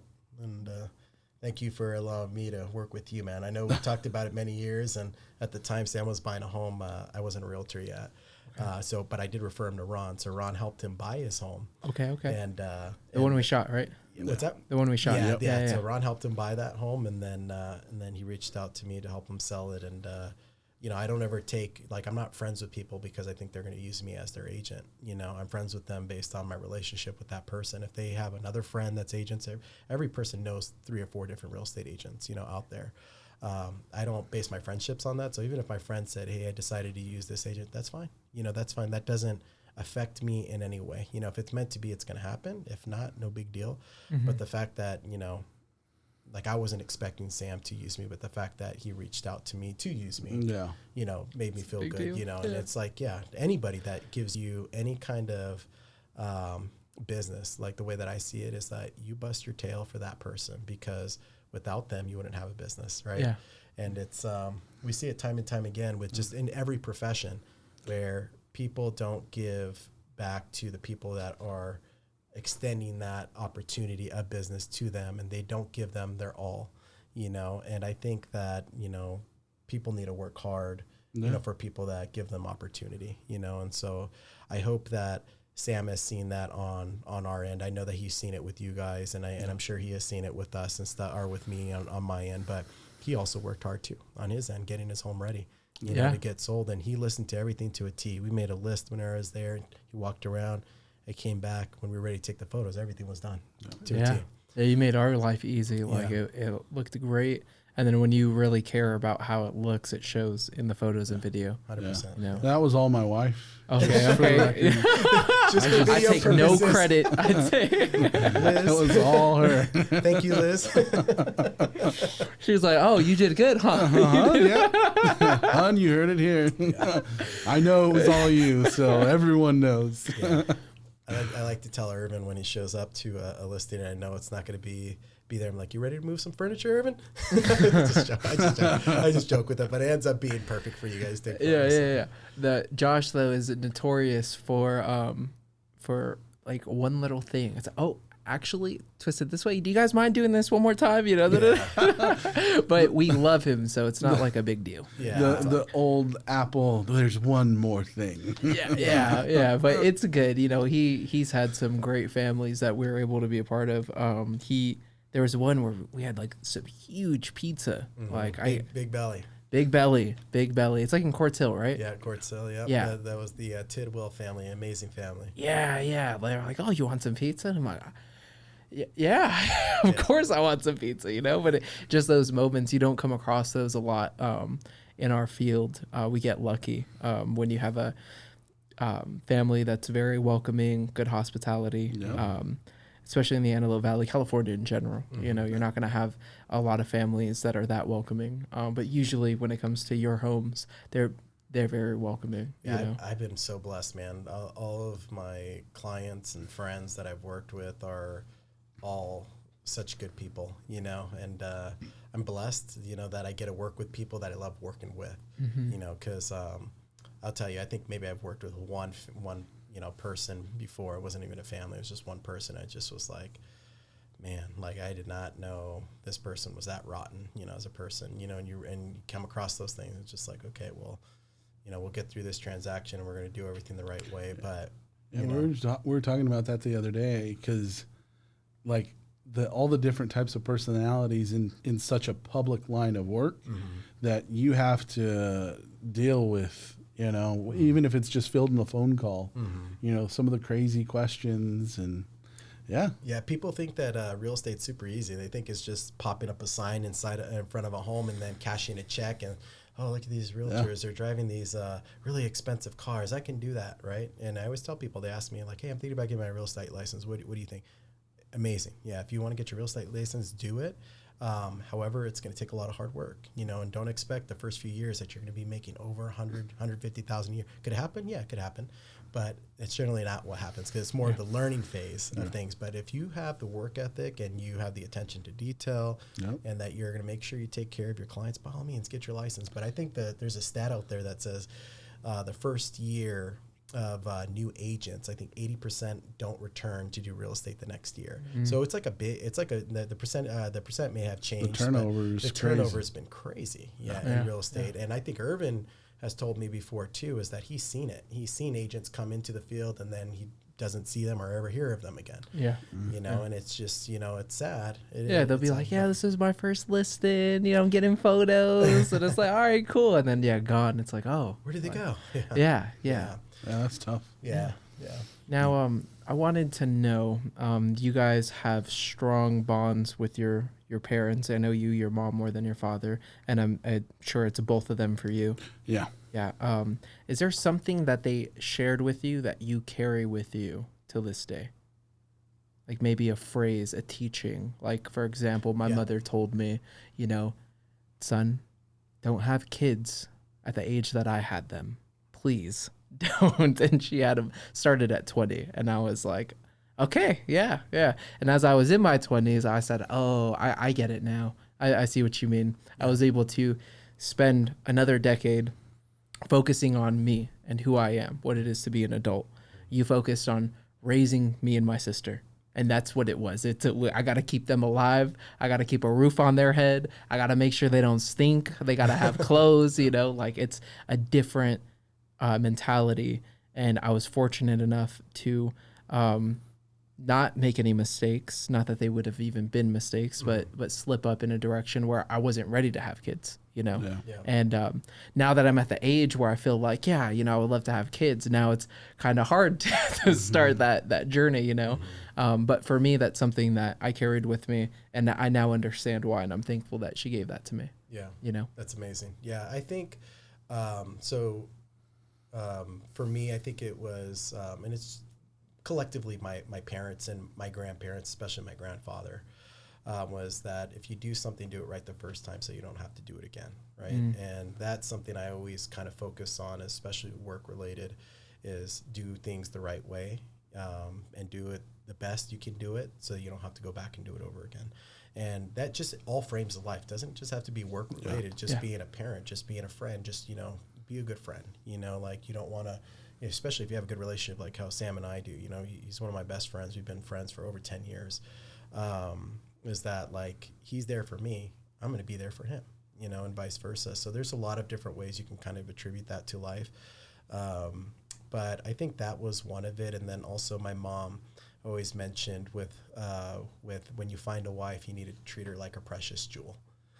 She said, you treat your wife like she's a delicate jewel, a delicate flower, and you always cherish that, don't let those petals wilt, and don't let that jewel scratch, always make sure that you're honoring them and being the best that you can be to them. So I think those things, and, my grandfather just always stayed busy, so he was very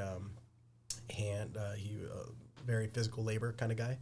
And he always used to tell me, he's like, Josh, he's like, just work with your hands. You're so good with your hands. You're good at different things. You can use your hands in anything, and you can become so successful in life. Just use your hands with something. And he was always, as a kid growing up, when I got in the truck with my grandfather, because he would help my mom with taking us to school and things, I always knew it was a lecture. He'd come in. In my mind as a kid, I was like, oh, here comes another lecture. What is Papa going to talk to us about now? But as an adult, I realized what he was doing. He was trying to build a framework for me as a young kid to say, when you get older, these are the things that you need to take into as adulthood, as a man, as a father, as a husband. So I appreciate those things now. So I know he's up there watching me and stuff, and I'm sure, he's still there and proud of, what we me and Christy have developed as a Yeah. family. So Yeah, that's beautiful. That is, yeah. thank you, brother. Yeah. For me, and I guess not really a particular phrase or anything like that, but it was more of the loving home that my mom provided. Like I said, when I was younger, my dad, he was kind of in and out of the picture, To this day, I absolutely hold no grudges, I know that everything has kind of worked together and made me who I am today. And the love that my mom brought into the home, we didn't always have everything that we wanted, but we were instilled with a lot of love amongst all of my siblings, and to just be there for one another. Mm-hmm. And so I've carried that into my home. I try to be there for my kids and my wife, give them that same love and support that I was given, continue to just pay it forward. And that's in all of my relationships, and that for me has been kind of the biggest influence, from my childhood and with my mom. Moms are wonderful like that, they really do. They pick you up, they lift you up when you're down. Mm-hmm. And they just know. Mm-hmm. And sometimes it's not even, you don't have to have the words to express exactly what it is you're going through. You can just sit down with them and they'll know, she'll fix me a meal and, it's exactly what I needed to eat. Mm-hmm. And, I'll always love and appreciate my mom for those moments. From awesome. Times, when it was just me and her. Even with my dad in and out of the picture, I knew I could take some positive things from my experiences with him. As a young kid, all I wanted to do was be around my dad. And so I would soak in every moment that I got. And it's a beautiful thing just to look back and really see the love across my family, regardless of all the differences. And, families, we bump heads, mm-hmm. but at the end of the day, we all come back because of the foundation that my mom laid. You never stop loving each other. Yep, exactly. Mm-hmm. Exactly. That's awesome. So that for me is kind of her legacy. That's awesome. Okay. Yeah, she set the foundation of essentially true love. Yep. Right? Yep. That's awesome. That's so cool. Yeah, I was lucky enough that my mom's very loving. Yeah. I talk to her pretty much every day. If we miss a couple of days, she'd be like, "Hey, are we good?" I said, "Yeah, of course we're good." "Oh, I haven't heard from you." I was like, "Oh, okay. No, we good, man. We good." Yeah. Yeah. But yeah, she's awesome. My pops gave me Star Wars when I was little. That's like what I knew him as. So when I was a little kid, I'd watch a lot of Star Wars. That's awesome. I said, Boba Fett. I said, "He's cool, right, Dad?" He said, Yeah, he's awesome. I said, "That's right, he's awesome." He is awesome. But that more or less was like my relationship with my father. So I would seek other men to see, like what makes you a good person, you know? Mm-hmm. And it was a struggle. It was a struggle. Yeah. The people that I thought were good people were doing a lot in the dark, and it was like, oh wow, like, so is this just a front, and it had me question just like even authenticity, mm-hmm. How can I tell if somebody's like lying about this or just hiding this way, mm-hmm. Putting on this face because they're in an environment where they have to be a good person, mm-hmm. And it's like, then if that's my leader, what am I doing? Like, you're following like a false pretense, right? Like you're following something that you believe to be great, but it's not. But it's really just, the wolf in sheep's clothing, Yeah, exactly, So what am I actually following? Am I following the wolf or the imitation? Mm-hmm. But at the end of the day, I'm not following what truly I should be following. Which you aspire to follow. Exactly. Yeah, exactly. Yeah. And I'd met a friend who his father ended up being the closest thing that I saw as a father figure, mm-hmm. and then him as like the big bro. And like even now, whenever I need a good conversation, and I just reach out to him, and then he'll be talking to me as if he's known everything I'd been doing in that journey and the time that we spent apart. Yep. And it's like he knows me. He might be one of the few people that knows me better than I know myself. And it just trips me out because I'm like, bro, like I love you, but stop, you're weird. Like, how do you know this? Like, so it's awesome that I was fortunate enough to come across that, just as you guys came across each other, Do you feel like that you were led to that by God? Like, do you, like, not to like bring it back to religion again, but do you feel like that was somebody that was brought in your path for a reason? Yeah, actually. So like dancing, I do identify it as an escape, but I started dancing at the Highlands Church. Okay. Oh, okay. Yeah, I'm not a believer in any religion. I believe in God. That's it, but And that's perfect. yeah, and just as you, if you are a Mormon, good for you. If you're a Muslim, right on.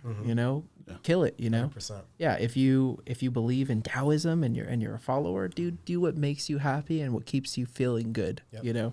And if it's but actually in the same breath, just feeling good isn't good enough. Like as long as it's pushing you into becoming the better person that you want to become. Exactly. But going through the Highlands Church, that was like already kind of rooted in, like the religion in itself. And then I met my friend because I did AVC. They had a Dance Dimensions thing, and I was like 16 or something. So I was all a young kid, over here, and then he had seen that I did breakdancing, and then it was either him or me. One of us went up to each other and was like, oh, I could do that. Can you do this? And it's like, yeah, I could do that. Can you do this? And that's what the challenge of each other, it just felt like little kids, like just challenging each other. Exactly. And you were pushing each other to continue to grow and get better. Exactly. And through that, we were friends. It wasn't like we were super tight right off the bat, but it was like, I know that we are already bonded, and this friendship is just always going to be there. And then he actually got with me and we did an athletic center over in Valley Central Way. It was CrossFit, gymnastics. I had a little dance studio in there and we had a little massage room. All right. So if I never met him at AVC, that never would have happened. Yeah. And through that, I developed first principle thinking. His dad got me to read this book called The Power of Habit. That book changed my life. And that it just, everything that allowed me to become the human I am today was essentially because I formed a relationship with him. Yeah. Yeah. And so I always hold his dad in very high regard, but I guess I more or less, I need to tell him more, because everyone knows about Steve Hissog, but they don't know, he probably doesn't know how big of an impact he's had on my life. And I know I've told him, but like when you hear it once or twice, it's like, sure. Yeah. But it's like without him, like, I don't know what the heck I'd be doing right now, like. It's amazing, man. Yeah. It's really cool. Oh, it's beautiful. Yeah, And, I like that. I love that, man. I love that a lot. yeah, so I do believe God brought that me all too. together. I'm a big believer in that stuff, that you meet the right people that you're supposed to meet in your life, or maybe the people that are not necessarily supposed to be in your life, but you're supposed to experience that encounter with the person, that develops you to who you are as a person, right? So it's like sometimes you meet people that don't become your friends, but you had an experience with that person that you highlighted something that you're like, oh, I really like that. I really liked that interaction, or I liked how that person held themselves, or, different things. You can always pick, great things from people, but I'm happy that you found that in your friend's father as a second father figure. Cause I think you had mentioned to me, if it's okay, I bring it up here, is that your dad wasn't always around for you, growing up. Yeah. So, I think that's super cool that you were able to kind of find somebody in your friend's dad as a second dad, and, that make you feel loved in that way and teach you certain things and stuff that, contributed to positive in your life. So that's amazing, man. I really appreciate you sharing that. Yeah. I'll actually, my friend's name is Matthew, by the way. Right. And, this guy's amazing because like realistically, he's forgiven me for like so many things and had my back for so many things. It's kind of wild. I'll share this like little story. Yeah. It was New Year's Eve and we're going to a New Year's party at the W Hotel, and he's like, I'm going to take my mom's brand new car, take Jordan, a couple other friends.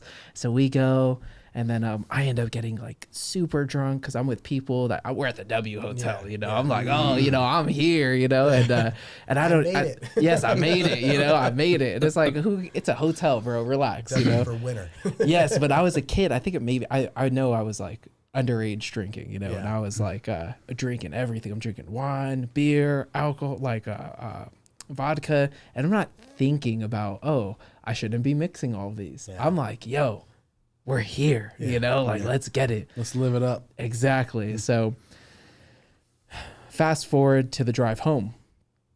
I'm out of it. I'm so burnt. I'm like shotgun, you know, whoop-de-whoop, get in the car and I fall asleep. I end up waking up to hot seat, hot car. And I said, bro, I gotta throw up. And he's like, what? No. You can't throw up. As soon as we're on the freeway, that concrete wall just stopped. So there's no way to pull over. Yeah. And I said, I'm sorry. And he's like, no, it's my mom's brand new car. Oh my gosh. And I just stick my head out and just let it out, right? My gosh. I couldn't. It was literally I kept my mouth shut, cheeks filled up, boom, right? Even my friend behind me is eating chili cheese fries. Oh no. And his window's down. And he's like, oh, well, did you throw up on me? You know, and I'm so out of it at this point. I just, you know, go back to sleep, you know. I remember getting the gas station. Matt's like, you got to get out and clean this, bro. And I think I just like rubbed a towel like on it. You're rubbing it in the mat? Yes, yeah, bro. Because I'm just not, I was just a kid, you know. You were not there. Yeah. I wasn't there. And then, You're out of it. and then I remember we get to my mom's house and he's like, you got to get out, man. You got to go. And I'm like, all right. Knock on my mom's door. And she's like, Jordan, like somebody threw up on me. She's like, she's like, huh? Somebody threw up on you? I said, I need to sleep. And she was like, okay, yeah, I get it. You know, the very next morning, she was like, huh, feeling a little hungover there? Just like, yeah. Moms just know. Yep. They just know. Yeah. And then Matt comes and he hits me up. He said, hey, I'm outside. And I'm like, what? He was like, you got to help me clean the car. You know, my mom's never even driven it before. This is the first time that it's being used. Damn. Okay, all right, you know, let's go. Get out. We get in the car and it just smells awful. It smells so bad. A mixture of wine, vodka, like a cheap beer, you know. We get to his house. Immediately the smell was too much. I just throw up in his lawn. Again, because of the smell. Yeah. Yes, it was just so bad, you know, and I then throw up and then we start to clean the car, you know. We actually do pretty good, you know. There's a little, like, for some reason it was like pink, you know, my throw up. I don't know why. It's the wine. That's the wine, yeah. So, you know, there's like little spots, but for the most part we did really good, you know. So he's about to take me home and then his parents arrive. And they're like, oh, was it fun? Did you guys have fun? I'm like, yeah, I'm going to go home now. I don't want to get in trouble. yeah. And they're like, oh, no, Jordan, we're going to get some El Pollo Loco. You're coming. Oh. And I said, okay, you know. And they're like, we're going to take the new car. Okay, we're going to take the new car. We get in the car and it just goes silent. Me and Matt are in the back seat. Like they know something. His mom goes, Matthew, did somebody throw up in my car? And I like look at him while I'm nervous, you know, and he's like looking back at me and he said, Dom threw up. And I was like, thank you, bro. Thank you. Blamed it on the friend that got throw up in his chili cheese fries and on him, you know. But in that moment, it was like, what a good friend. Yes, you had my back, you know, and it was like, you could have easily thrown me under the bus. But I'm going to be honest, that El Pollo Loco was the most guilty meal I've ever eaten. You know, that was awful. Question, though. Have either of you apologized to Dom for throwing him under the bus? Well, yes, because we had to tell him, you know, like we actually blamed you. And he was very angry about it, you know. And rightfully so. Rightfully so. Yeah. And you know, he was like, Jordan, you need to be honest with the parents, you know. It can't be me doing this, you know. So you know, I was like, hey, Steve and Bev, you know, I'm sorry. I just want to be honest with you guys. I was the one that threw up in the car, you know. That was me. We had blamed it on Dom because, you know, Matt was just saving me from a very awkward situation at El Pollo Loco, you know. And they ended up just laughing about it and be like, oh, Jordan, you kids are crazy, you know. And Dom was like, what? That's it? Like, that's it? Like, You could have kept it as me then. yeah, and it was just love though. And like that's how that family was, It's like, oh, you made a mistake? That sucks. I mean, you're a kid. What are you doing now?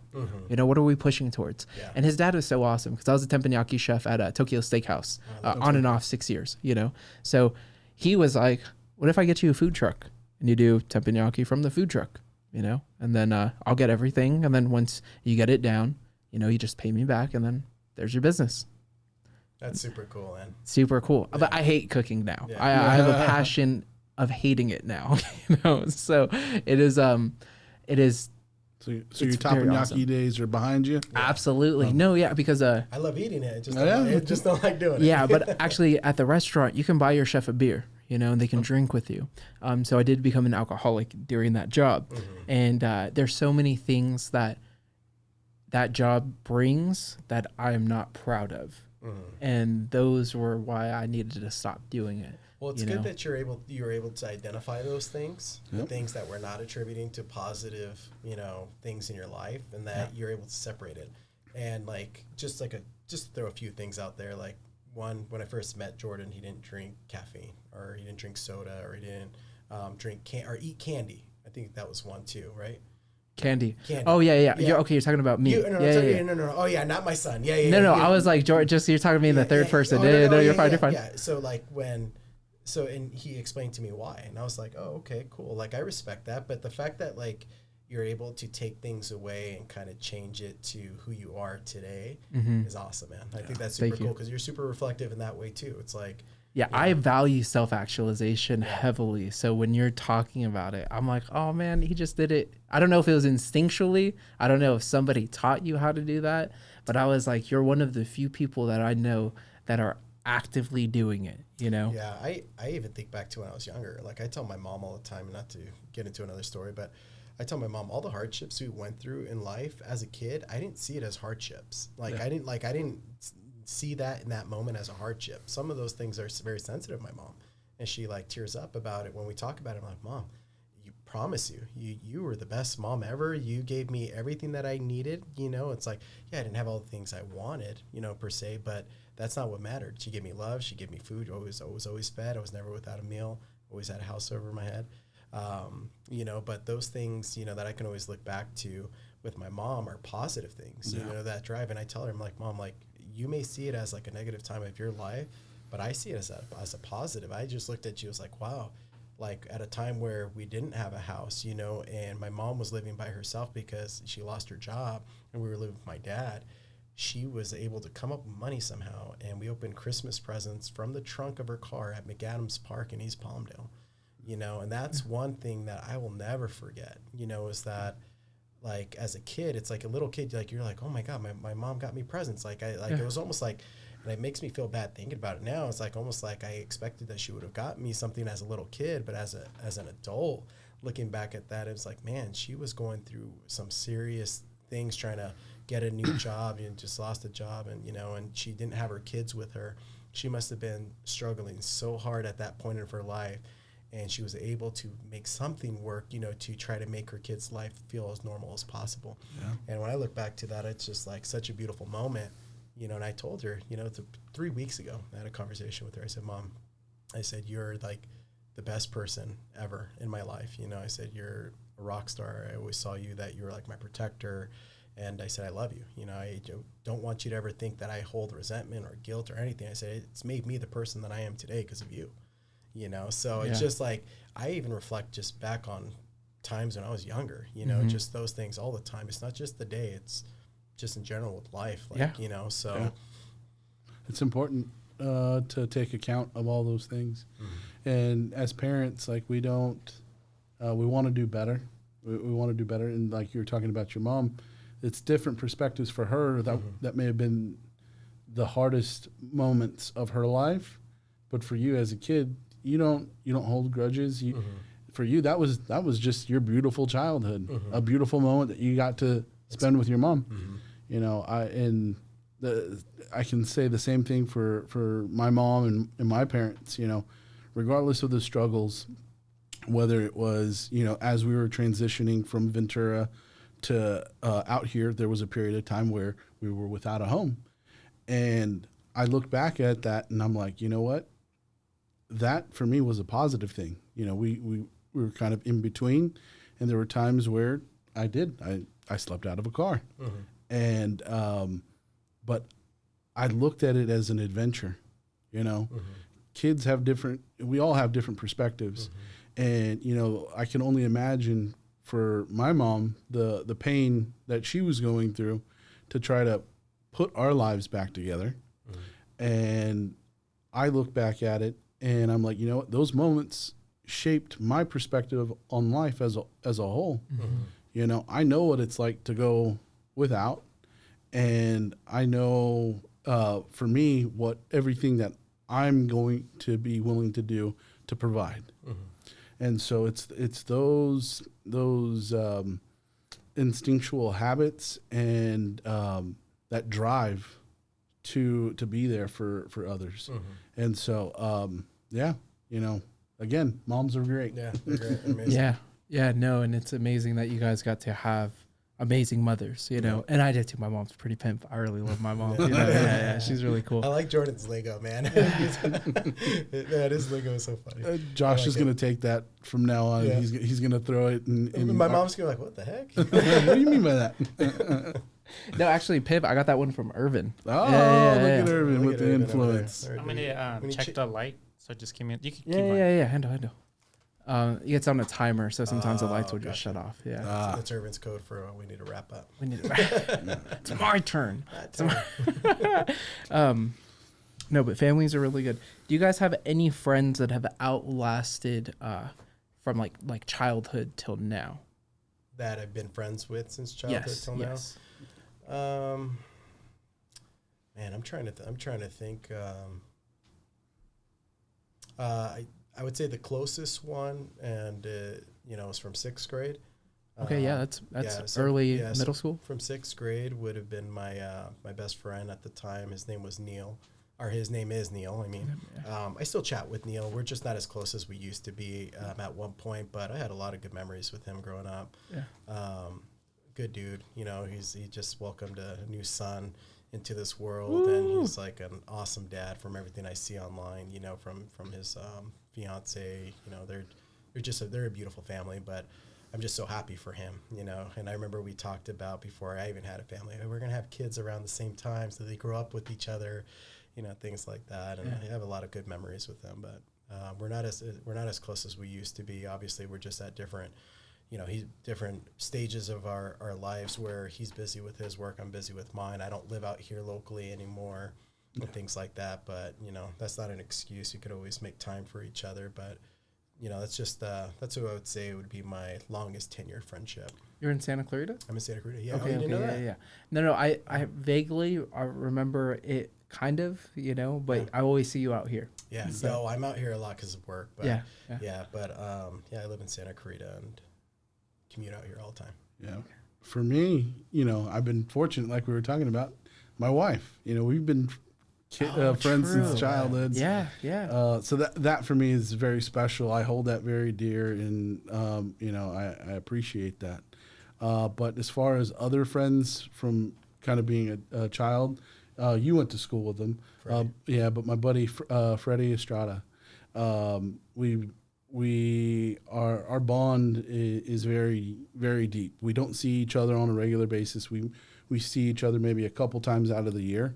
But there was we as kids when we were growing up, it was 3 of us. It was me, my best friend, who I was friends with from an even younger age. His name was Robert Solano. But we were all best friends. The 3 amigos. Yeah, the 3 amigos, man. Robert, when we were at the age of 24, unfortunately passed from cancer. And but we were all very close. And I cherish every moment that I do get to spend with Freddie. He'll come up and visit, and I plan on going and spending some time with him before I head out. But it's like the thing about friends, and I know you talk about with Neil, you don't get to see him as much, but the beautiful thing about those types of bonds from being at such a starting so young is as soon as Freddie and I link up, it's like we have not skipped a beat. You pick up where you left You off. pick up right where you left off, you know, laughing, enjoying all the fun childhood memories, going down memory lane. It's a beautiful thing. And you know, we can't take anything from this life physical, right? But it's those special bonds, that love that we're going to be able to cherish well beyond anything that we do here. It just hearing you talk, man, both of you guys, man, it's just like, it's beautiful, you know, just hearing like your appreciation for people. And it's like, that just goes to show that your parents did a really good job raising you as humans. You know, it's like, I can see your mom bleeding through with your love and stuff and the kind of person you are. And I could see your mom bleeding through you, you know, with the kind of person that you are too, which I think is awesome. So just want you guys to keep up the great work, man. No, you guys, same with you, guys, man. You guys make us guys look good. So keep it up. Could you get closer to the mic, Josh? Oh, so sorry. You're getting further and further away. Oh, I'm sorry. Like a lot closer. Fist. He's getting more comfortable. I was like, where is he going? He's like, he's getting closer to the door. Awesome, man. No, I think you guys are really awesome people. Likewise. You're 37. Are you 38? 38, so roughly the same age. Yeah. Irvin's just telling you. He's 24. 25. He looks like it, right? Yeah, little baby face there. I look more like his age. No, but I'm 29. So for me, finding those older influences has always been very important, and I try not to screw up anybody that looks up to me. I try to do my best to send them in a positive direction, you know, because I have no kids. I would love to be a father and embark that journey. But if it doesn't happen, it doesn't happen. I think it will happen. I think it will happen. I think that. I think that.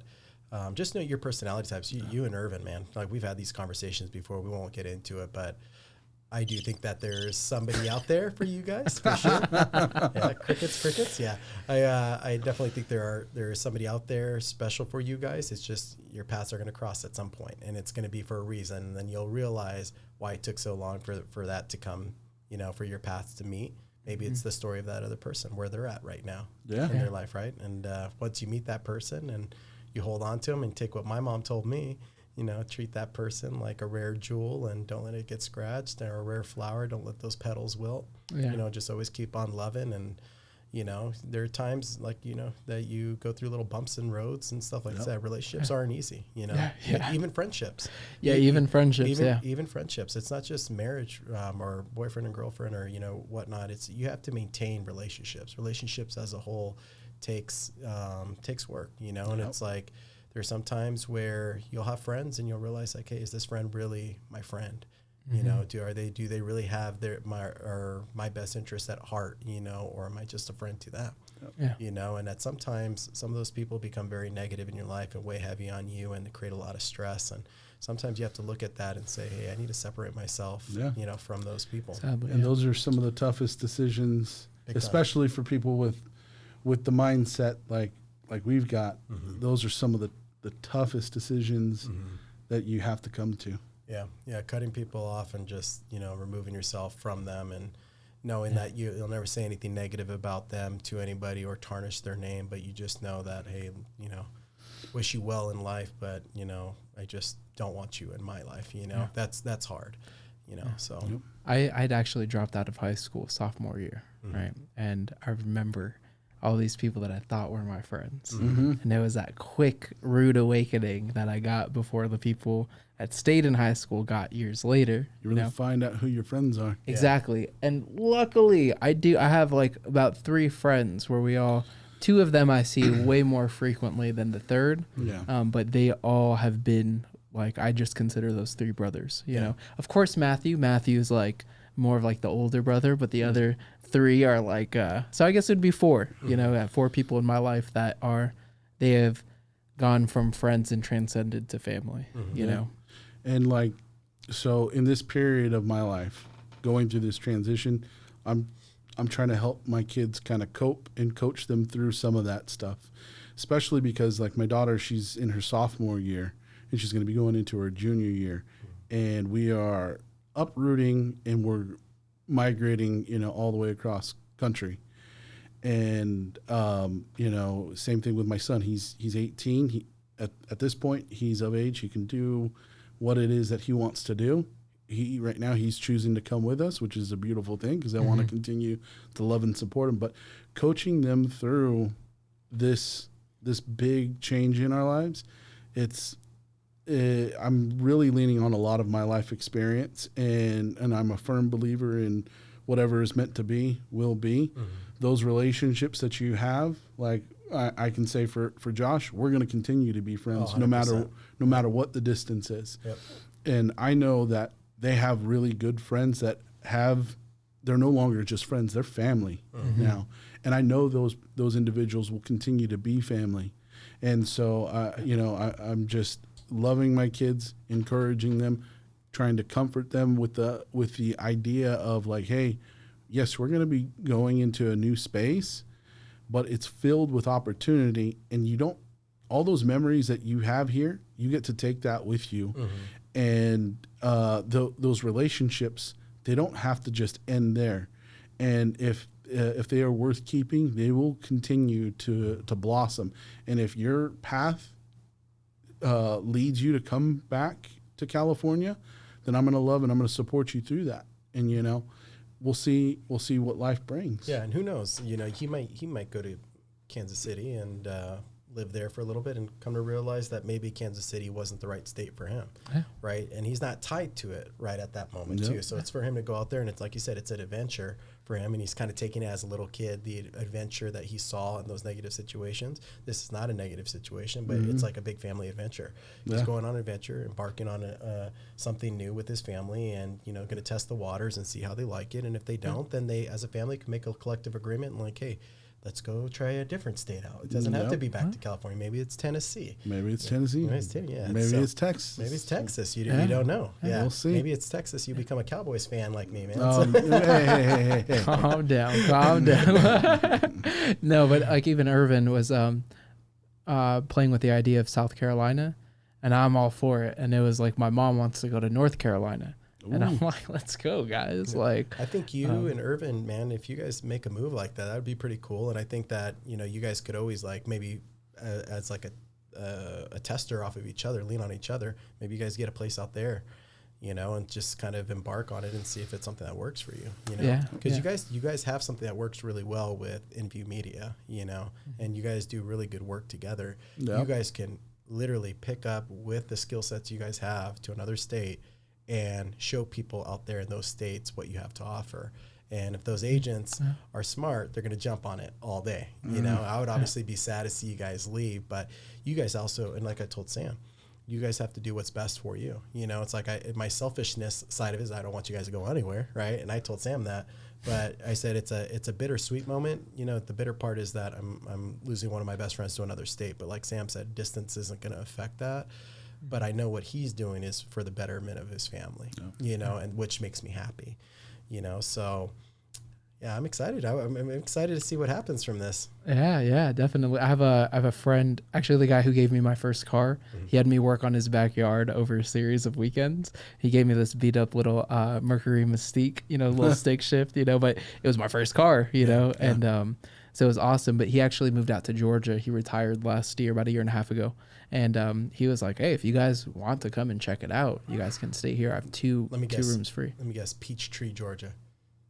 Peachtree, Georgia, that he's at? Yeah. I don't think it was Peachtree. I can't remember specifically. Everybody's moving to that city in Georgia for some reason. Yeah, I've had so many like friends of mine that have moved to that city. Oh, but it's beautiful. Yeah. It's so green. Been, so, yeah, I've only seen pictures, and I've seen pictures of South Carolina. No, North Carolina as well. Yep. And Georgia's beautiful, and he had advised me, if you're going to come out here, I would suggest South Carolina. He was like, I was looking out there. I just found a better deal in Georgia, and gotcha. He was like, so that's why I got stuck out here. But where he's at, it's like 20 minutes to get to South Carolina. So how, Irvin, I kind of want some of your input over there, because I know you're just...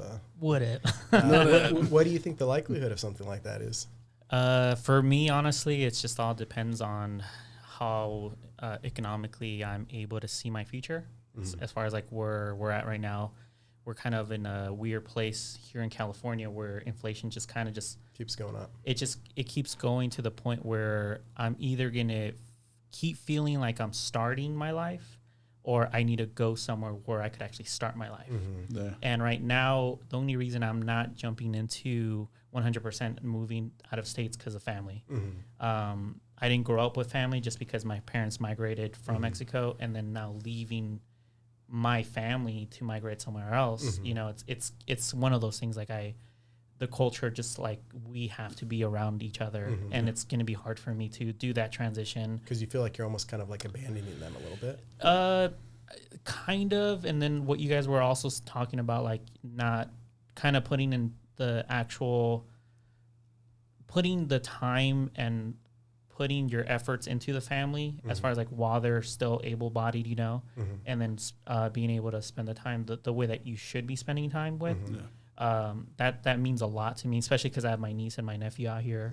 So not understanding what's out in another location without my family, I think that's kind of where I'm at, where I'm divided, you know, like where I know I have opportunity because that's where the idea came from, you know, like someone invited me to go somewhere else and has already put like a foundation for themselves, where they're inviting me to say, hey, I'm here to help you out. And I know them for like since high school. So it's not like a person that I've just met last year or a year ago. Somebody you trust. Yeah, someone that I trust. So I know I'm not going to go in not Blindly. having a location to go to, but it's still the same concept. I'm like, okay, do I make the jump? And not knowing too, because we don't know if we're going to succeed or not. It's just more of just a thought, you know, like I could succeed. I want to succeed. And my thought is always going to be on success, but will it? I don't know. And then what am I giving up for, you know, on that, you know, that path. So it's just, I'm divided right now for sure. And real quick on that, my in-laws, they're both migrants from El Salvador. And so kind of in our thought process, when we were even early stages of considering leaving California, you know, they left during the periods of war out there in the early 80s. And so their thought process was a strong consideration. They fled everything that they knew in pursuit of a better future for their kids.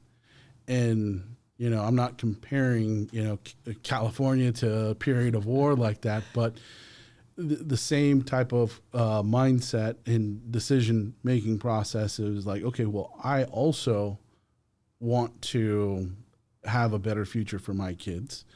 And so it's going to take some level of sacrifice. And that's exactly what we're doing. We're leaving behind all of our comforts, all of that family foundation that we've got, all of that safety net, that family support.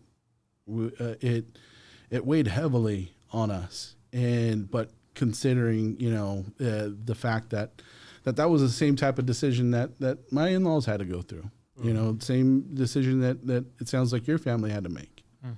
So just something to think on. Oh, for sure. Yeah. No, I've gone through every thought process that I could conceive into my head, you know, like what the what ifs and everything. And I do believe that California is going to a location where they're making us work every day. You know, it's just it's the norm now. Like in order for an average family to have an average living, you have to work every day. And just like you guys were talking about your kids, I don't want to be a dismissive father, not because I'm doing it on purpose, but because I'm pursuing, you know, I need to make the money so that they could go and have, you know, those opportunities that I didn't get. But that's kind of where we're at now in California. Now, that doesn't mean that I can't change it in California, where I could think of other processes of making income. But once again, I'm still starting, you know, I'm not actually starting my life. When in reality, 5 years ago, my income was, you know, I'm middle class, but now I'm under middle class again, which is very disheartening, you know, because I'm like, oh, I want a house and I want to start a foundation. And I think I told Josh, like, I spoke to a loan officer this year to go into the process of buying a house, and it just became where they told me, like, you have to make another $2,000 a month. And I'm like, it was wild to believe that I'm like working 7 days a week just so that someone could tell me you have to work more. I'm like, whoa, that's it's almost like deflating. Yeah, very deflating for sure. Yeah, and the fact that that's the direction it's continuing to go, where you're having to work virtually round the clock. It's, I hate to put it this way, but it does keep us a slave to the work life, and I don't want that for myself, and I don't want that for my kids.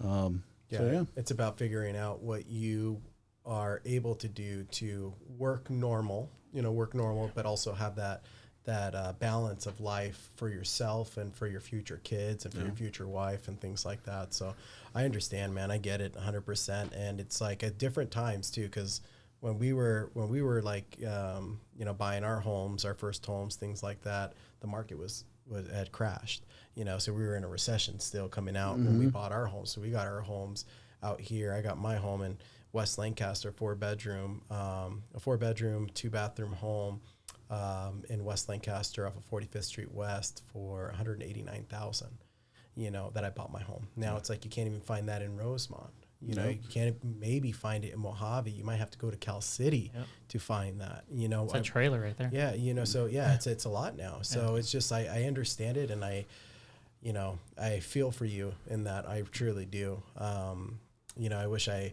had the answers for you, but what I would say is that going back to the risk part of it is that sometimes in life you have to take risk, and it's like, sometimes you have to take risk even if it's uncomfortable, and it's not you setting it as a forever, just maybe frame your mind and tell yourself, hey, this isn't going to be forever. This is going to be more of a temporary thing right now and see if it works. And if it doesn't work, we could always come back at that point. But if it does work, then, you could always maybe possibly say, hey, family, come out here, follow me this way.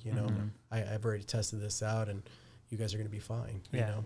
Yeah, for sure. No, like I said, I've kind of gone on more on the logic side rather than emotional. Because right now it's all based on emotion. Sure. Whereas like the way that the year has been going, it's been going fairly well for the company. Like we've been doing fairly well since COVID time, when everybody was losing jobs and, all that stuff. So for me, it's never been, I'm not scared of being uncomfortable. It's just more on the fact that I'm leaving the family. Gotcha.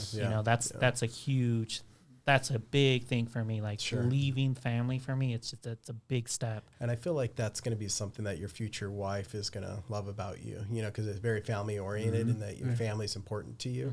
And if family's that important to you, I think a future wife is going to see that as like, wow, like that's great. That there's a guy out here that has good values, that family life is very important. Those are things that I think women would look at for men, in that note. So I think that's awesome trait to have, and that, you're including your family in those decisions. Yeah. Thank you for the compliment for sure. But we'll see what the future holds for everybody. For me and Jordan, I know we've gone along fairly well since he had started in the company.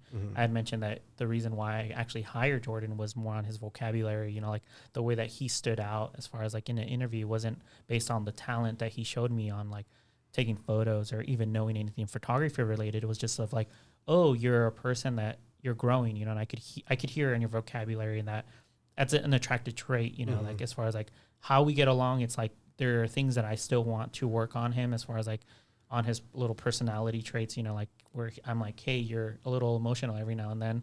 We need to hold that in. It on me being Salvadorian. He said, "Oh, Salvies." I was like, "What?" Yeah, but I understand that he is fairly younger than me, so there's just like we match up in the way where it's just a balance. We get each other where he talks and I listen. I'm more of a listener than a talker. I would rather ask a question and then you talk forever. Like talking gets me tired. Yeah, he likes to learn. Irvin definitely likes to learn for sure. Yeah. Like I like learning too, and I think that's a commonality that we both have. But he is introverted, and I get energy talking. I start having fun. I'm like, all right, yeah, let's go. And he's listening. He's eating it up. But like we'll go on car rides, and he will ask me a question, and I'll turn that question into like a 30-minute talk. and it makes the car ride go fast at that point. You're like, Yeah, oh, no we're right radio here. needed. No, Yeah. no Spotify needed. Jordan's here. Jordan's here. Yeah, I don't need a podcast. subscription. Nope, Jordan's here. nope. Yeah, exactly. And of course, this is the reason why I've always encouraged Jordan to actually start his own podcast too, because I've seen his talent from the beginning. And I told him, like, you have a talent that most people don't have. Yeah, you talk, but you could articulate yourself in a way where most people can't. Yeah. So that, to me, that's a talent that I feel like I want to push him forward when it comes down to podcasting. Of course, I've tried to show him on other formats, to make money. Like if you're a person with that talent, put it in a way where it's going to suit you financially and monetize it on social media. Now, of course, I can't, like force him to do anything. So, just encouragement on the podcasting, like, okay, at least the momentum will kind of showcase that, towards the audience and then towards the guests and then hopefully for himself as well. I think it's amazing though, that as his boss per se, I know you guys are best friends, but like as his employer, that you want him to succeed. Because you don't see that from a lot of employers, like with Ron, like you remind me kind of a Ron in that way, because Ron is very that way with me. It's like, he loves seeing me succeed. I've never heard anything negative about me and like anything. He always is like, hey, you can do this, do that. He loves seeing my success and stuff and always pushes me to be better, even though he may not see it that way. I see it. Like I see him and I'm just like, man, Ron's kicking butt. Yeah. And this, I was like, I need to keep up with this guy. Yeah. He's doing amazing, and so I think it's awesome. And I think that shows what kind of friend that you call your best friend. He's not my best friend. I'm his best man. Dang, burn. Yeah. All right. On that note, this podcast is over. No. Me and Irvin have formed a very good friendship throughout the year. I've been working with him going on 3 years now, so it's been awesome. It really has been. And for like my core friends that I've introduced him to, they're like, oh yeah, he's a good one. That's awesome. So that's super cool. Yeah, definitely. My buddy Nico, he would probably be the closest one, I would say. He actually works with Reba now, and I don't know if our journeys are meeting that way or if he's like, oh, I'm gonna do real estate, and then me and Jordan could work together. I have no idea. I'm pretty sure he just saw real estate means money, and he's doing good so far, I think. But the friendships definitely that I've formed, I'm very grateful for, because it's made life super cool. Very cool. Yeah. It's awesome. Yeah. But actually though, I think it would be a good time to close here. Awesome. Cool. Sounds good, man. Everything's been really good. Yeah. I know we didn't get into hobbies or anything of the such, but I did like the direction that it went. Yeah, me too. This is great. Yeah, I loved it. Yeah, thanks for having us on and pushing me out of my comfort zone. And, absolutely. And the reason I say that is because Irvin's been trying to get me to do his podcast for quite some time, and it's always an excuse and things, and it's just because I freeze up in front of camera. But you made it super comfortable, just to kind of come in and just kind of be ourselves. And and it's like I lost the focus of like all these things around us, all these cameras. It was just very natural, and I think that was awesome. Yeah, for this being your guys' you said this is going to be the first episode in your series, right? Yeah. For this being the first one out the gate, honestly, I've never done anything like this. Me either. It's been awesome just kind of having this conversation amongst friends. It's thank you guys for the opportunity. Oh yeah. And like Josh said, all the equipment, it all just kind of disappears. Yeah. And that's attributed to both of your guys' skill sets. So keep it up. I'll be subscribing for sure. Same. Yeah, shoot me the link. Yeah, looking forward to seeing everything that you guys accomplish, whether it's here or in another state, to all of your guys' success. Yeah, vice versa, absolutely, man. Yeah, and if with your permission, I want to get the actual video of this. I'll put it on my website. Oh, so drive some traffic that way. I think that'd be cool. Yeah. So then people could just see you in your first podcast that too. But if people want to tune in to all these future podcasts that you have, man, I think it would be great. So, right on. Yeah, and I appreciate you guys. And like I said, it's hard to find good people nowadays, at least from my perspective. So coming across you, it sucks that you're leaving, but I understand that it's for the better of your future, and I hope the best success for that. Awesome. Big moves. Thanks, brother. Appreciate you. Here, let me get in there. Let's go. 3 and 3. 3 and 3. Let's go. What is it, like Captain Planet, right? All right, but also Irvin, give me some love. Thanks, Irvin. And then Appreciate you. So the until next time, technician- everybody. Till next time.